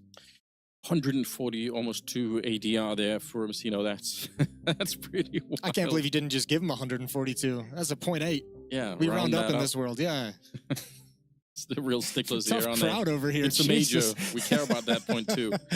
Yeah, it was really sick, obviously for him. But he had some backup, like we said. 9-10 and Techno, even though he was almost too aggressive at times and moving around, like there were definitely also times where he caught amcal completely off guard. So sure, it was a really sick performance. Yeah, all across the board for the Mongols. So they're going to take that next map is their pick. It's Mirage. So a little bit more of an open map to work with for that aim to really shine. Yeah, that is the classic puck map that we all love. Ever since Dust 2 left, yeah. Yeah, ever since Dust 2. I wonder if that's ever coming back. Dust 2. We won't find out now, but we will have a short break before we get into the second map. So you guys are ready for it. It's going to be coming right up. Stay tuned. The Mongols are coming into the Copenhagen Major once again. The best team in Asia by far. We see you now at many international events as well. You guys have been growing as a team for sure. But I'm going to just talk about one thing. You are Techno 4K, but HLTV has you as Techno. You didn't drop the 4K. It's still Techno 4K. Yeah, it's still. Okay. I want to look at the success you guys are having, first of all, within Asia, right? Within the region. What do you think is giving you such an advantage against the other Asian teams? As I said before, we had the bootcamp in Serbia the last month. Yeah, it was a pretty good experience for us. Yeah. The practicing against the top teams. Yeah, it's a lot of mentality boost. Okay. Yeah, individual skills improved us. Yeah. And how many days did you do that bootcamp for? 2 weeks. Yeah, 2 weeks. Nice. And that was just before RMR? Yeah. And then we see you come into the RMR. I'll be honest, it looked easy for you guys. Yeah. Did it feel easy? Yeah, we made it look easy. Was there any stress? Nothing. Nothing? Yeah. And you felt so confident? Yeah. That's really crazy and really impressive. For you, how is practice when you're at home though? How is the best way to practice? Because we've spoke about this, many of the analysts, and everyone says you guys will play for Mongolia and join Europe servers and play. How do you do it now? Is it the same? We used to do it but we'll no longer do it again. Ah, okay. It's really hard to play in cs2. Yeah. 100 ping. Oh, so it's more difficult now. Yeah. Okay. So now it's more the boot camps and the traveling. And as you've had more success, you've had better results. Do you think that you will come to Europe more to boot camp and play? I think so. Yeah. And for you guys, like even Mazzino, 16 years old, do you guys ever get like you miss home? You want to see your friends, family, or are you so focused on the game? Yeah, sometimes we really miss the home. Yeah, because it's far from home, long days, you know. Yeah. Yeah, but it's okay for us. Yeah. You have the focus on the game the whole time, and you know what it's like. We have the important tournament. Yeah. Yeah. We see you though at other events. We made the meme that you take down Brazilian teams. Yeah. Yeah. What do you think about this meme? I think I think it's a good meme. It's really funny. Yeah. But why is it so? Why are they a comfortable team for you to play against? Why does that games like you have the victories? I think our play style matches against them. Okay. Are you trying to change your style a bit to be more competitive against the European teams? Just fixing our play style. Yeah. So you make changes, yeah? Little bit. Little bit. Do you feel like a team that can go through to the next stage? Do you have that confidence? Yeah, of course. Yeah? Yeah. I already made the pick'em for us in my CS, yeah. What did you do?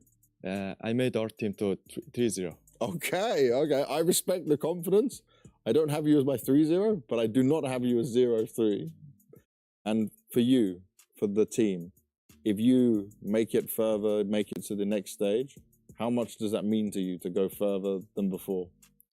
It means a lot of to Asia, just for the region, not for the country. Yeah, it's a big improvement for Asia. The 3 slots gonna be the best improvement. And you want to be the team that does that? Yeah. Hell yeah. Well, I wish you the best of luck doing it. Thank you, Techno, and good luck, man. Thank you. Amcal are here for the opening stage of the PGL Major Copenhagen. I've got Savat with me who they had a lot of success in the past. You took Dream Eaters back with some of these players from the team to the Major back in Berlin 2019. But then you were the IGL. You were not the coach. You played up until 2022, and then you just come back and you say, okay, I'm coaching this team. So explain to me how this happened, how this all came about. I will just retire from CS maybe like 2 years ago, and I went to another sphere. I go to IT. I work at IT. Yeah, and I hadn't plans to back to CS. Oh, yeah. okay. But my current teammates, Forrester and other guys, they proposed me to come back as coach for the team. So you came back to CS. IT World can wait a little bit for that. Yeah. Does it feel like a natural progression for you? Did it feel easy to come and coach? It was easy. I spent maybe 1 month to remember all. I mean, we played pracs, we play officials. They played at Ermer without me. Now, within the CIS scene especially, you always spoke about very highly for the type of leader you were and what you did with the players you had to raise them up to achieve without having, say, the big star names. You had young players all this time, right? How much do you see of like the development of players like Crad and Forrester who you worked before? Are you proud to see how far they've gone? I see that they have much more knowledge about game than before, so it's a little bit easier to coach them now. I can focus more on other players. How hard was that to watch during some of these overtime games, crazy games? You're watching online and you can't do anything. Yeah, it was really hard, especially when they lost first maps at best of 3s. Especially because I can't go with them at the Ermer because I break my leg. Now we just maybe relax it because we achieved our minimum goal, yes, and now we have any pressure. Don't have any pressure. Now, I want to look at your style of when you were in IGL and then working with Nickelback and how you kind of have a working relationship as coach and leader and how the team works. How have you decided on things? Do you have like a way you want, a way he wants? How do you listen to each other? I'm trying to listen him, and I am not that coach that force any things I want. Players also have some vision. Of course, when we have some hard discuss, we have counter opinions.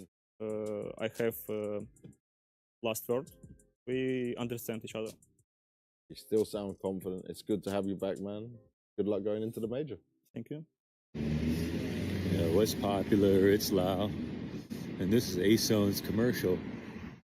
But Acezone spent all the money to make the headphones good. And they got no money left for the commercial. So I'm gonna need you to head to Acezone.io. ACEZONE. Yo. Code PGL, 50 euros off. We got some headphones. It's now or never.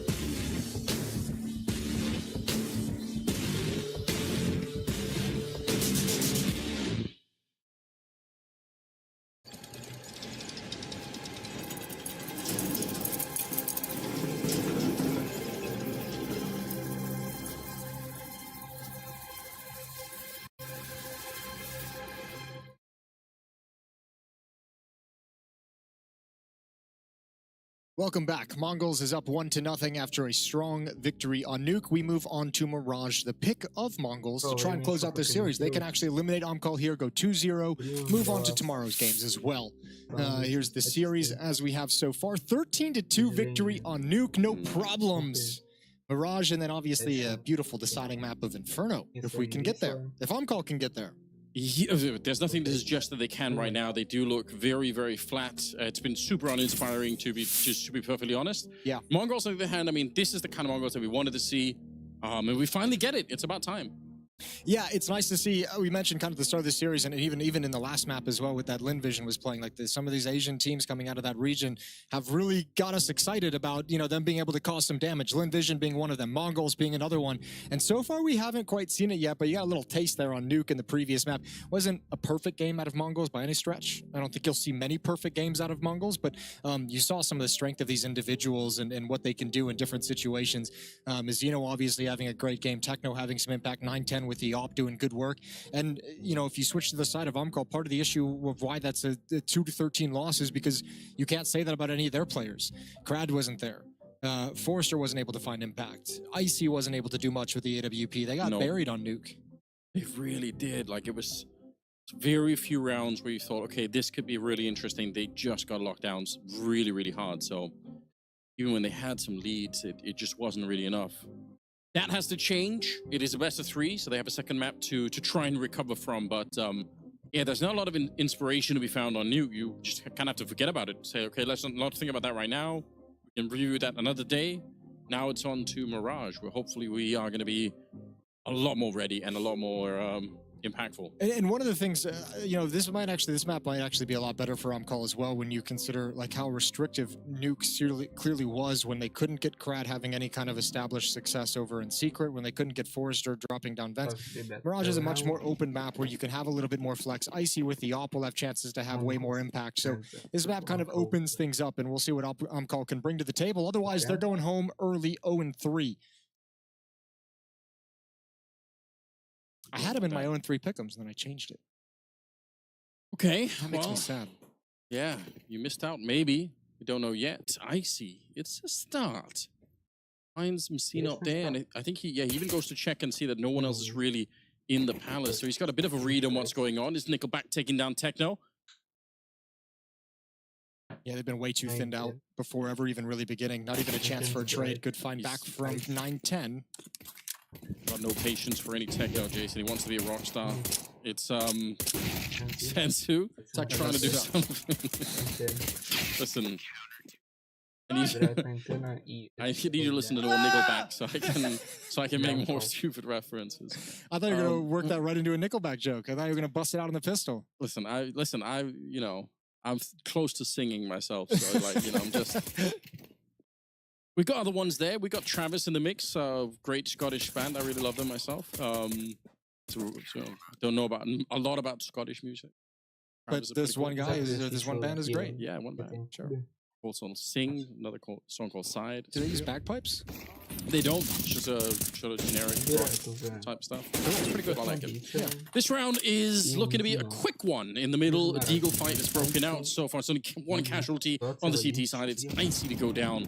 But for Amcal, again, they got 2 rounds on the first map. So getting 2 rounds right off the bat here, already it's a better start. There's a band Blah introduced me to. That's like a Mongolian throat singing. Yeah, it's really heavy metal. That stuff is really impressive. It's intense as hell. Yeah. Yeah. That'll get you angry. If you ever need like an angry workout, that's the band to play. Okay. Just throwing it out there. 2-0. Nice and quick. Second round, not a whole lot to talk about. We got AKs and Galils out for the Mongols here headed into round number 3, but a good start for Omcall. Yeah, DM Blair if you wanna get the hookup for the angry music. 3rd round.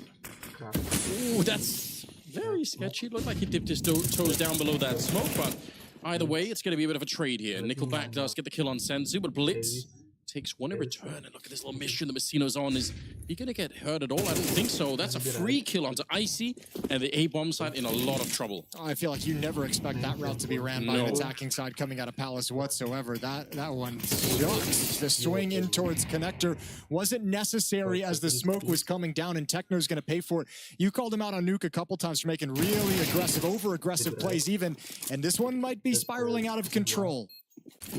Yeah, we'll see. They do have a kit. Nice Molotov. Messino forced into the fight, but he'll take Crad with him. It's not bad at all. 9-10 here. Easily getting the headshot onto Nickelback, and now Forrester hoping to see if he can do one better, but he cannot. 9-10. Winning the clutch in a 1 versus 2. And bringing the Mongols under the scoreboard early on. Huge win. He was dinked, and Forrester had a kit. That kill could have very easily been cleaned up. But again, this is that's another situation where if you're the Mongols, I don't know. It's hard to fix these things in the moment in the game, and you don't want to wreck anyone's mentality. But you got to be telling someone like Techno, that swing ain't worth it, bro. Smoke's about to pop. Just wait, because that forces Blitz to be a little bit more aggressive with his flank, which probably springs a little bit earlier than it has to as well. And it's a cascading effect of negativity that forced that into a 1v1 that wasn't really necessary considering the advantages you had. And it forces an early timeout out of on-call. Yeah, they really don't want to let the spiral. That already happened on Nuke. Don't want to be revisiting that spiral once again. So yeah, calm things down right at the start here. But that's a huge blow to the economy of that CT side.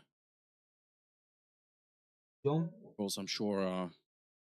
It should be a force buy from On-Call's defense here in this next round, right? They should force up with whatever they can get. The strongest weapon, buy up some pistols and SMGs around it. Whatever you can scrape together, you're going to fight for this one. And actually, it's a decent buy, all things considered. Missing nades, missing kits, but you've got 4 M4s on the board. Yeah, missing the fuse kit, definitely not ideal. Nickelback not really getting the vision that he wanted from blowing open the smoke at the side there. Crad, yeah, that's going to be a kill. Just, making the jump up to try and escape. Yeah, got way too stuck way too wide on that jiggle peak. Easy opener found, and that's going to help alleviate a lot of the pressure. 1 flashbang left for Umcall. They have no smokes or Molotovs to delay anything at this point. So that opening kill is worth its weight. Yeah, a lot more utility on the side of the Mongols. We'll see if they can put some of it to good use. Some damage being output right through there. A minute on the clock. Information gathered as well. He knows they're on catwalk. That's going to put the B defenders on notice. Yeah, a bit of a boost up.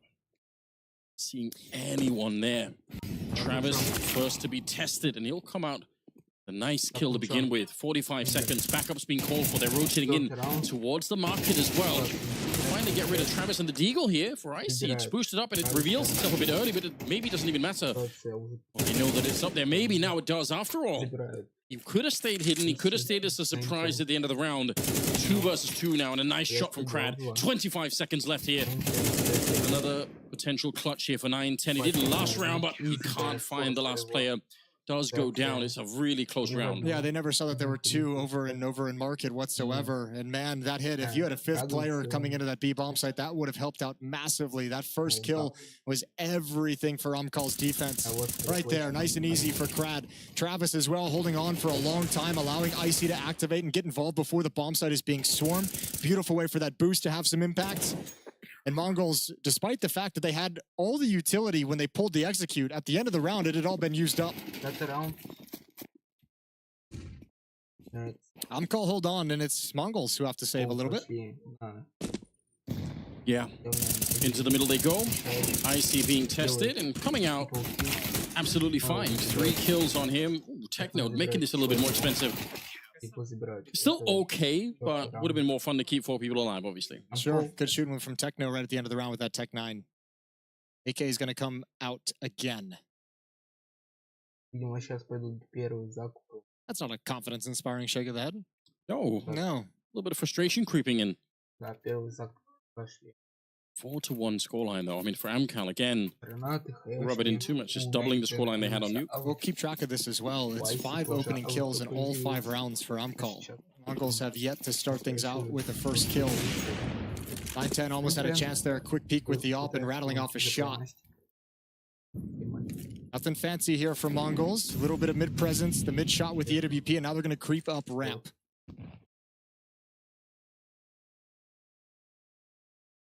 And yeah, they know that he's going to be here, but they don't know about Forrester. There's a couple of Molotovs. Oh, they're going to hard check it. Techno, that's great work. Crad, yeah, surely going to get traded. That was probably always going to happen. And Nickelback unable to continue the spray there. It's the second time Mongols have been able to pretty much just walk into and execute at the A bomb site. Remember, the first round that they won was that walkout palace as well, that Messino clears a ramp from behind, and this time they're creeping all the way up close to the cubby before anyone from Amcal knows they're really attacking it. The timing on the peak from top steps yielded no information, and Amcal get caught off guard. Best they could do is save the rifles. Obviously, call was made almost instantly. Again, slightly less favored here on the T side, so they're keeping up at the very least, and they're also making sure that Amcal can never really build a really strong economy here. So there's some basic goals that are being accomplished, I think, on the T side. If they can win back-to-back rounds here, it's obviously going to be a very interesting game for them once again. Yeah.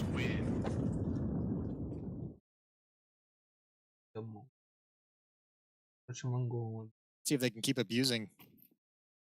Good opening, good clear from Techno. He's turning from a flashbang at this point, so a little bit unfortunate, but it still works out in their favor because a nice trade coming out of Palace from Messino. Round 7. An important round for the Mongols. This victory here breaks Amcal's economy. Depending on what's saved, they'll be back down to nothing. Icy with his op. Yeah, that has to be put into big use. Quick boost over on the other side, trying to see if they could find a little bit of a cheeky play with the M4, but Travis maybe half a second late to the battle there. Just getting information as well, seeing one player going down the stairs. Nothing too round-changing or game-changing in terms of what intel he's gathered, but nice knowledge to pass on to the team.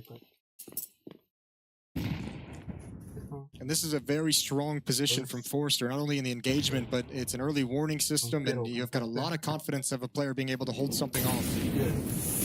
Techno didn't take any damage there, so doesn't reveal himself yet. Oh, but he's through the smoke. That's huge. Forrester could actually be in a lot of trouble here. Travis is the closest player by, and he does have a Molotov himself, so I guess in some this is so scary. Forrester quite lucky to be alive. Yeah, and that's going to pull Travis back from Catwalk, which helps this play from Blitz have a little bit more power behind it. Can't be shot in the back at the moment, so he's going to step forward into the box. Smoke is going to clear soon. That smoke is going to give away his position. A little bit of spam. Nickelback's taking damage, and now he's blind. Oh my god. That is one hell of a flashbang to set that one up. Icy though, quick on the trigger to take down Messino, and now they're getting onto the bomb site. 9-10 will get a kill, but they have 25 seconds here. They can't really delay too much, and nice find from Travis. He's going to be able to take down Techno. 1 versus 3, and the boost up here. He maybe could have peeked it to try and stop the bomb from even getting planted. Flashbang doesn't really go the way that he wanted, but the real issue is the fact that he's alone. 1 versus 3. He's got the right idea. We'll peek for it just to try and get some information. They don't know that he's back here. Yeah, Travis is going to be able to get the round. Huge triple out of him. And Mongols just not able to string rounds together quite yet. Anytime they've kind of had the main point of attack being anywhere but that A bomb site, they've really struggled to find enough success. Amcal's been able to handle them in middle, been able to handle them coming to the B bomb site and Catwalk. It's A ramp and A palace that have really been the main issues. And until Mongols can establish success elsewhere, Amcal is going to be pretty comfortable on this CT side. It started to feel that way. Mongols finally being forced to take a timeout. Didn't really need to on nuke. Everything No, was I think going they took smoothly. like 1, but it wasn't necessary. It was just kind of like, all right. Winning too much on that map. Yeah. It's the CT side, right? And a lot of the criticisms that we've had for Amcal has been some of their T sides on various maps. So don't want to get too ahead of ourselves, but it is looking encouraging. Like, we have to give them some credit here. It's 5-2 in their favor. 5-2. They haven't been reset. They've been able to kind of stabilize in some of these rounds. Economy is okay, not great, but with correct saves in the right moments, they can keep buying. Here we go again. Good presence from 2, 3 players from Mongols towards the A bomb site, and Icy's got an opening kill right through the smoke into the face of Techno. Utility raining in behind the top mid boxes, so Senzu's under pressure. a lot of love being given to this A bomb site behind utility, and with the mid portion of the attack taken out, Mongols do not have a strong execute. Yeah, to the point where even you might say, how on earth do you make this work now? Doesn't feel that great just forcing your way forward with nobody in the middle at all. Just send Blitz back, and Amcal, you want to see them win around like this with some conviction. Got the 2 opening kills in the middle, didn't even cost you that much. This should be fun. I mean, look at how they're playing now as well. Playing passive, utility to delay. You're going to force Mongols into really bad, uncomfortable fights. No one overextending to give away an easy kill that might create a gap in the defense. Look at where they dropped the bomb. All the way back by T-spawn. So what, are they going to try and, you know, fake A, run back, pick it up? I'm not even sure what's going on. Maybe they just say, we don't even care about the round anymore. Yeah, I don't have a good answer for you on that. Either way, it's probably not going to matter. It's all down to Blitz, 1v4, and as you mentioned, no bomb. And here's Crad. We didn't get to see him on Nuke, but some spicy shots here at the end of the round on Mirage. And Amcal's got a 4-round lead. 9 the bomb plant as well. Rounds here where Mongols have been missing out on that extra money. 6-2. All right, we're really starting to see some celebrations. They're starting to wake up. I think they've got a really good read of what Mongols is trying to do. Mizzino over towards Palace is being really peaky and really aggressive in that position, so they're not really... I think that they're going to stop getting caught off guard by some of the Palace plays that he's coming out with. Icy's taking his shot in middle and usually transitioning straight away to the A bomb site, as that's where Mongols has shown some success. And now you've got an easy rush towards the B bomb site, trying to come through the Molotov. And a deep spot, a deep double kill. This is getting shut down on all fronts. Oh, well, hold the phone just a little bit. The Eagle ringing true, 9-10. Pull out the M4 instead, why don't you? But this Eagle is actually so lethal right now. Blitz taking care of Icy, and Crad couldn't make his way back around the corner. Amcal, this is the one round that you should have been winning every single time. Got the double kill to begin with. You knew exactly what was coming, and now the bomb's going to get planted as well here. Now they know exactly where Nickelback is. Maybe a good headshot taking down 9-10. Blitz in the back. Does have the AWP picked up. When he wants to swing for it, he'll find him as well. Nickelback taken down. And Mongols, what a round to steal. I can't... that hit was shut down. And Blitz cracked it back open with Deagles. Deagle headshots all across the board. 3 versus 5. You haven't even made the first step towards the bomb site, really, when you lose 2 players. Even the catwalk cuts you down. These shots from the Deagle. Finding a way to get in towards Icy inside the bomb site, who never knew he dropped out as well. Man, Mongols pulled that one out of nowhere. And gives him a real window of opportunity. Second timeout for Amcal. For a T-side that was looking like there was nothing going for it, that's a huge round to just steal away. This is at a point in the game where it's still not too late for Mongols to come back into the second half. Like exactly. This can go very, very south very quickly for them. 6-3. They lose this next round, they are out of money on the Amcal side. It could be a very quick turnaround. And Mongols has struggled, though, to win these rounds. Yeah, to actually get the conversion on the breaking point, right? They've had this, I think, you know, at least 2 times already, and they've failed both of those. This will be their 3rd. Some of their individuals really haven't been put into play yet. Techno and Messino, they're both a little bit quiet. They've lost some early fights. All it takes is 1 round where that changes. The bomb is in T-spawn, so I doubt if the CT is going to go that far, but yeah, they're going to go back pretty much straight away. And Mazzino is calling this out. He's like, they just flashed A ramp, they just pushed in, he heard the footsteps, so he's saying they just cleared A ramp, they saw absolutely nobody's home, and look, you're going to know Mazzino's in Palace at this point. Oof, that is kind of close, actually, but anyway, they're going to clear the ladder room, find nobody here. Bomb has been picked up once again, and it looks like they do want to head back towards that A ramp. Which is good. It's a different way to take this hit that they haven't shown before. Now they've got mid control. They haven't lost anyone. They've got catwalk control. They have presence there as well. It's shifted the defense. They have 2 players at the B bomb site committed. They have 1 outside the murder hole. So really a lot of this comes down to Nickelback with this SMG, and that flashbang is just about perfect. He still gets a dink and a ton of damage. They need this kill quick. Techno's gonna just slide into it while spraying. And now Mazzino can activate from Palace. Oh, Forrester, that is some really terrific spray, though. He nearly got the double.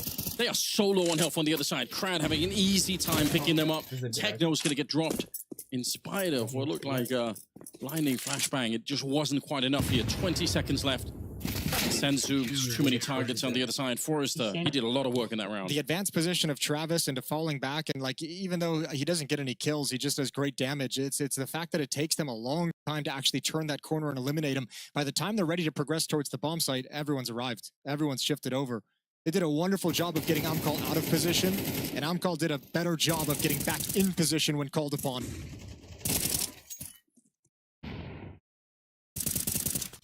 Spray from Forrester at the start of the round was pretty important at the end of it. I think Crad, a couple of his kills were just made so much easier by the work that Forrester did. And there's another failed breakpoint. Yeah. Mongols have had every opportunity to keep this close, and now it's about clawing enough rounds into your favor.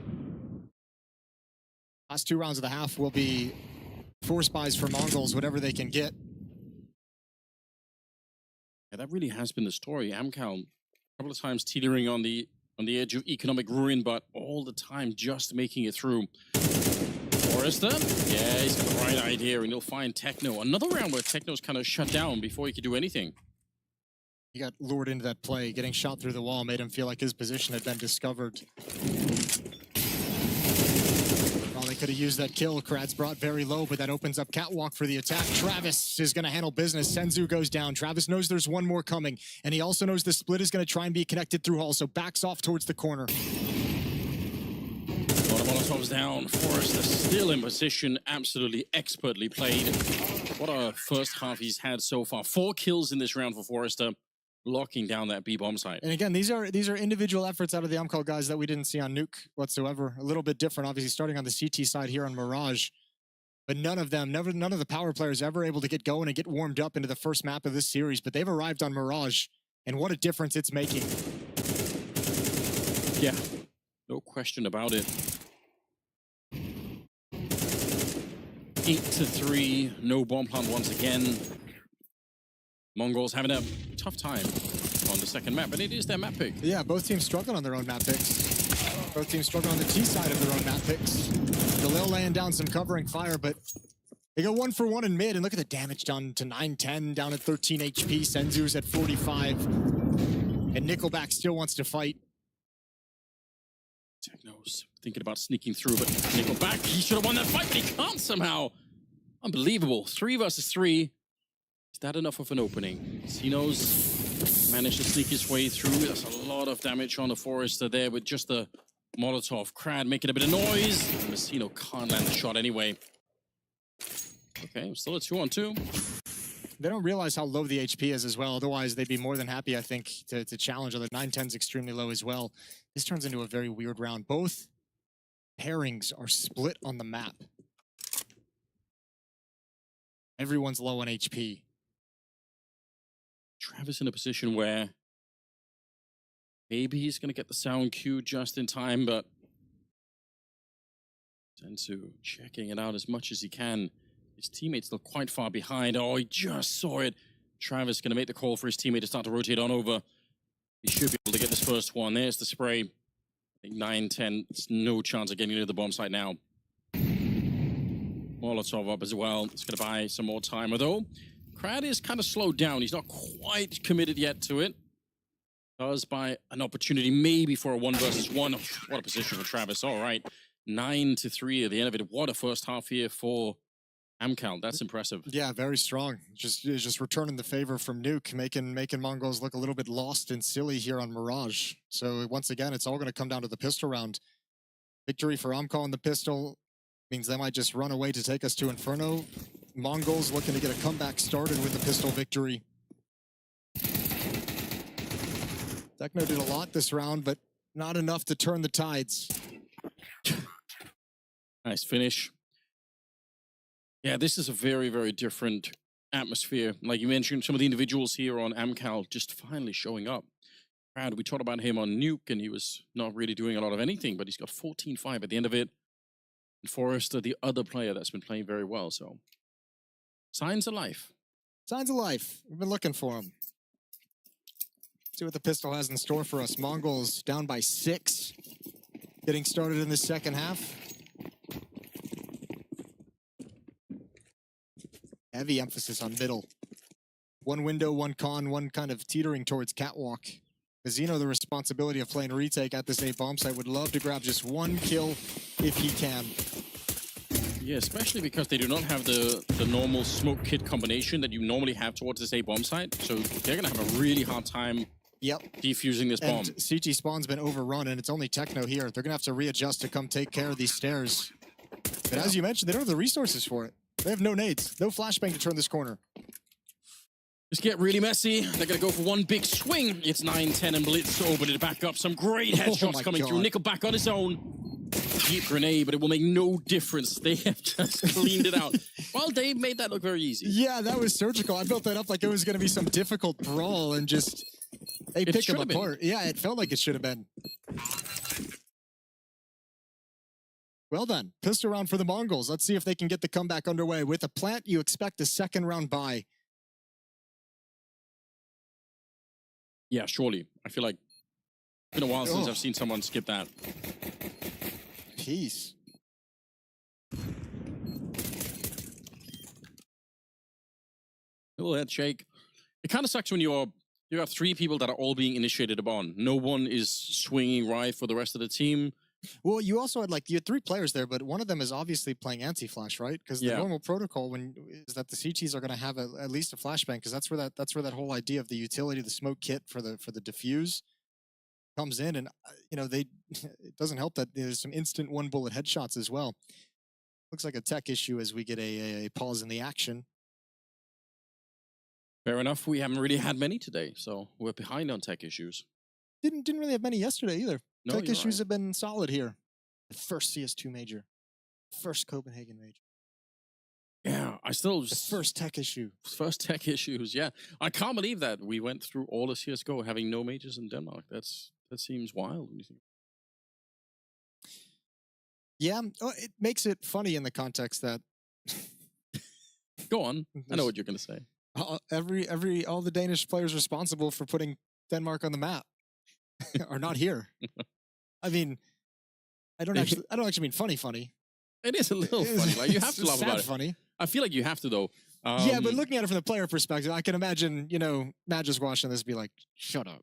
It's the real life equivalent of staying scoped up for a long time, and finally when you unscope, it's like, like finally we get the blame. Oh, we're all not coming. Yeah, that's a fair point. You pull out the nade, you get shot in the face. Yeah, I don't know I mean, if you don't laugh about it, you're just gonna cry instead. So you might as well just, I feel like it's okay. I think it's worth pointing out though, right? Like it is really worth pointing out. We wanted to see more of them, but not gonna be this time. No. When are we getting another American major is the real question. I don't know. I'd like one. It's surely gonna happen. Personally, I would enjoy one. Yeah, I would too. I feel there's a lot of interesting venues we could go to. Yeah, cool places on the East Coast, nice time zone. Yeah, that's true. It has to be.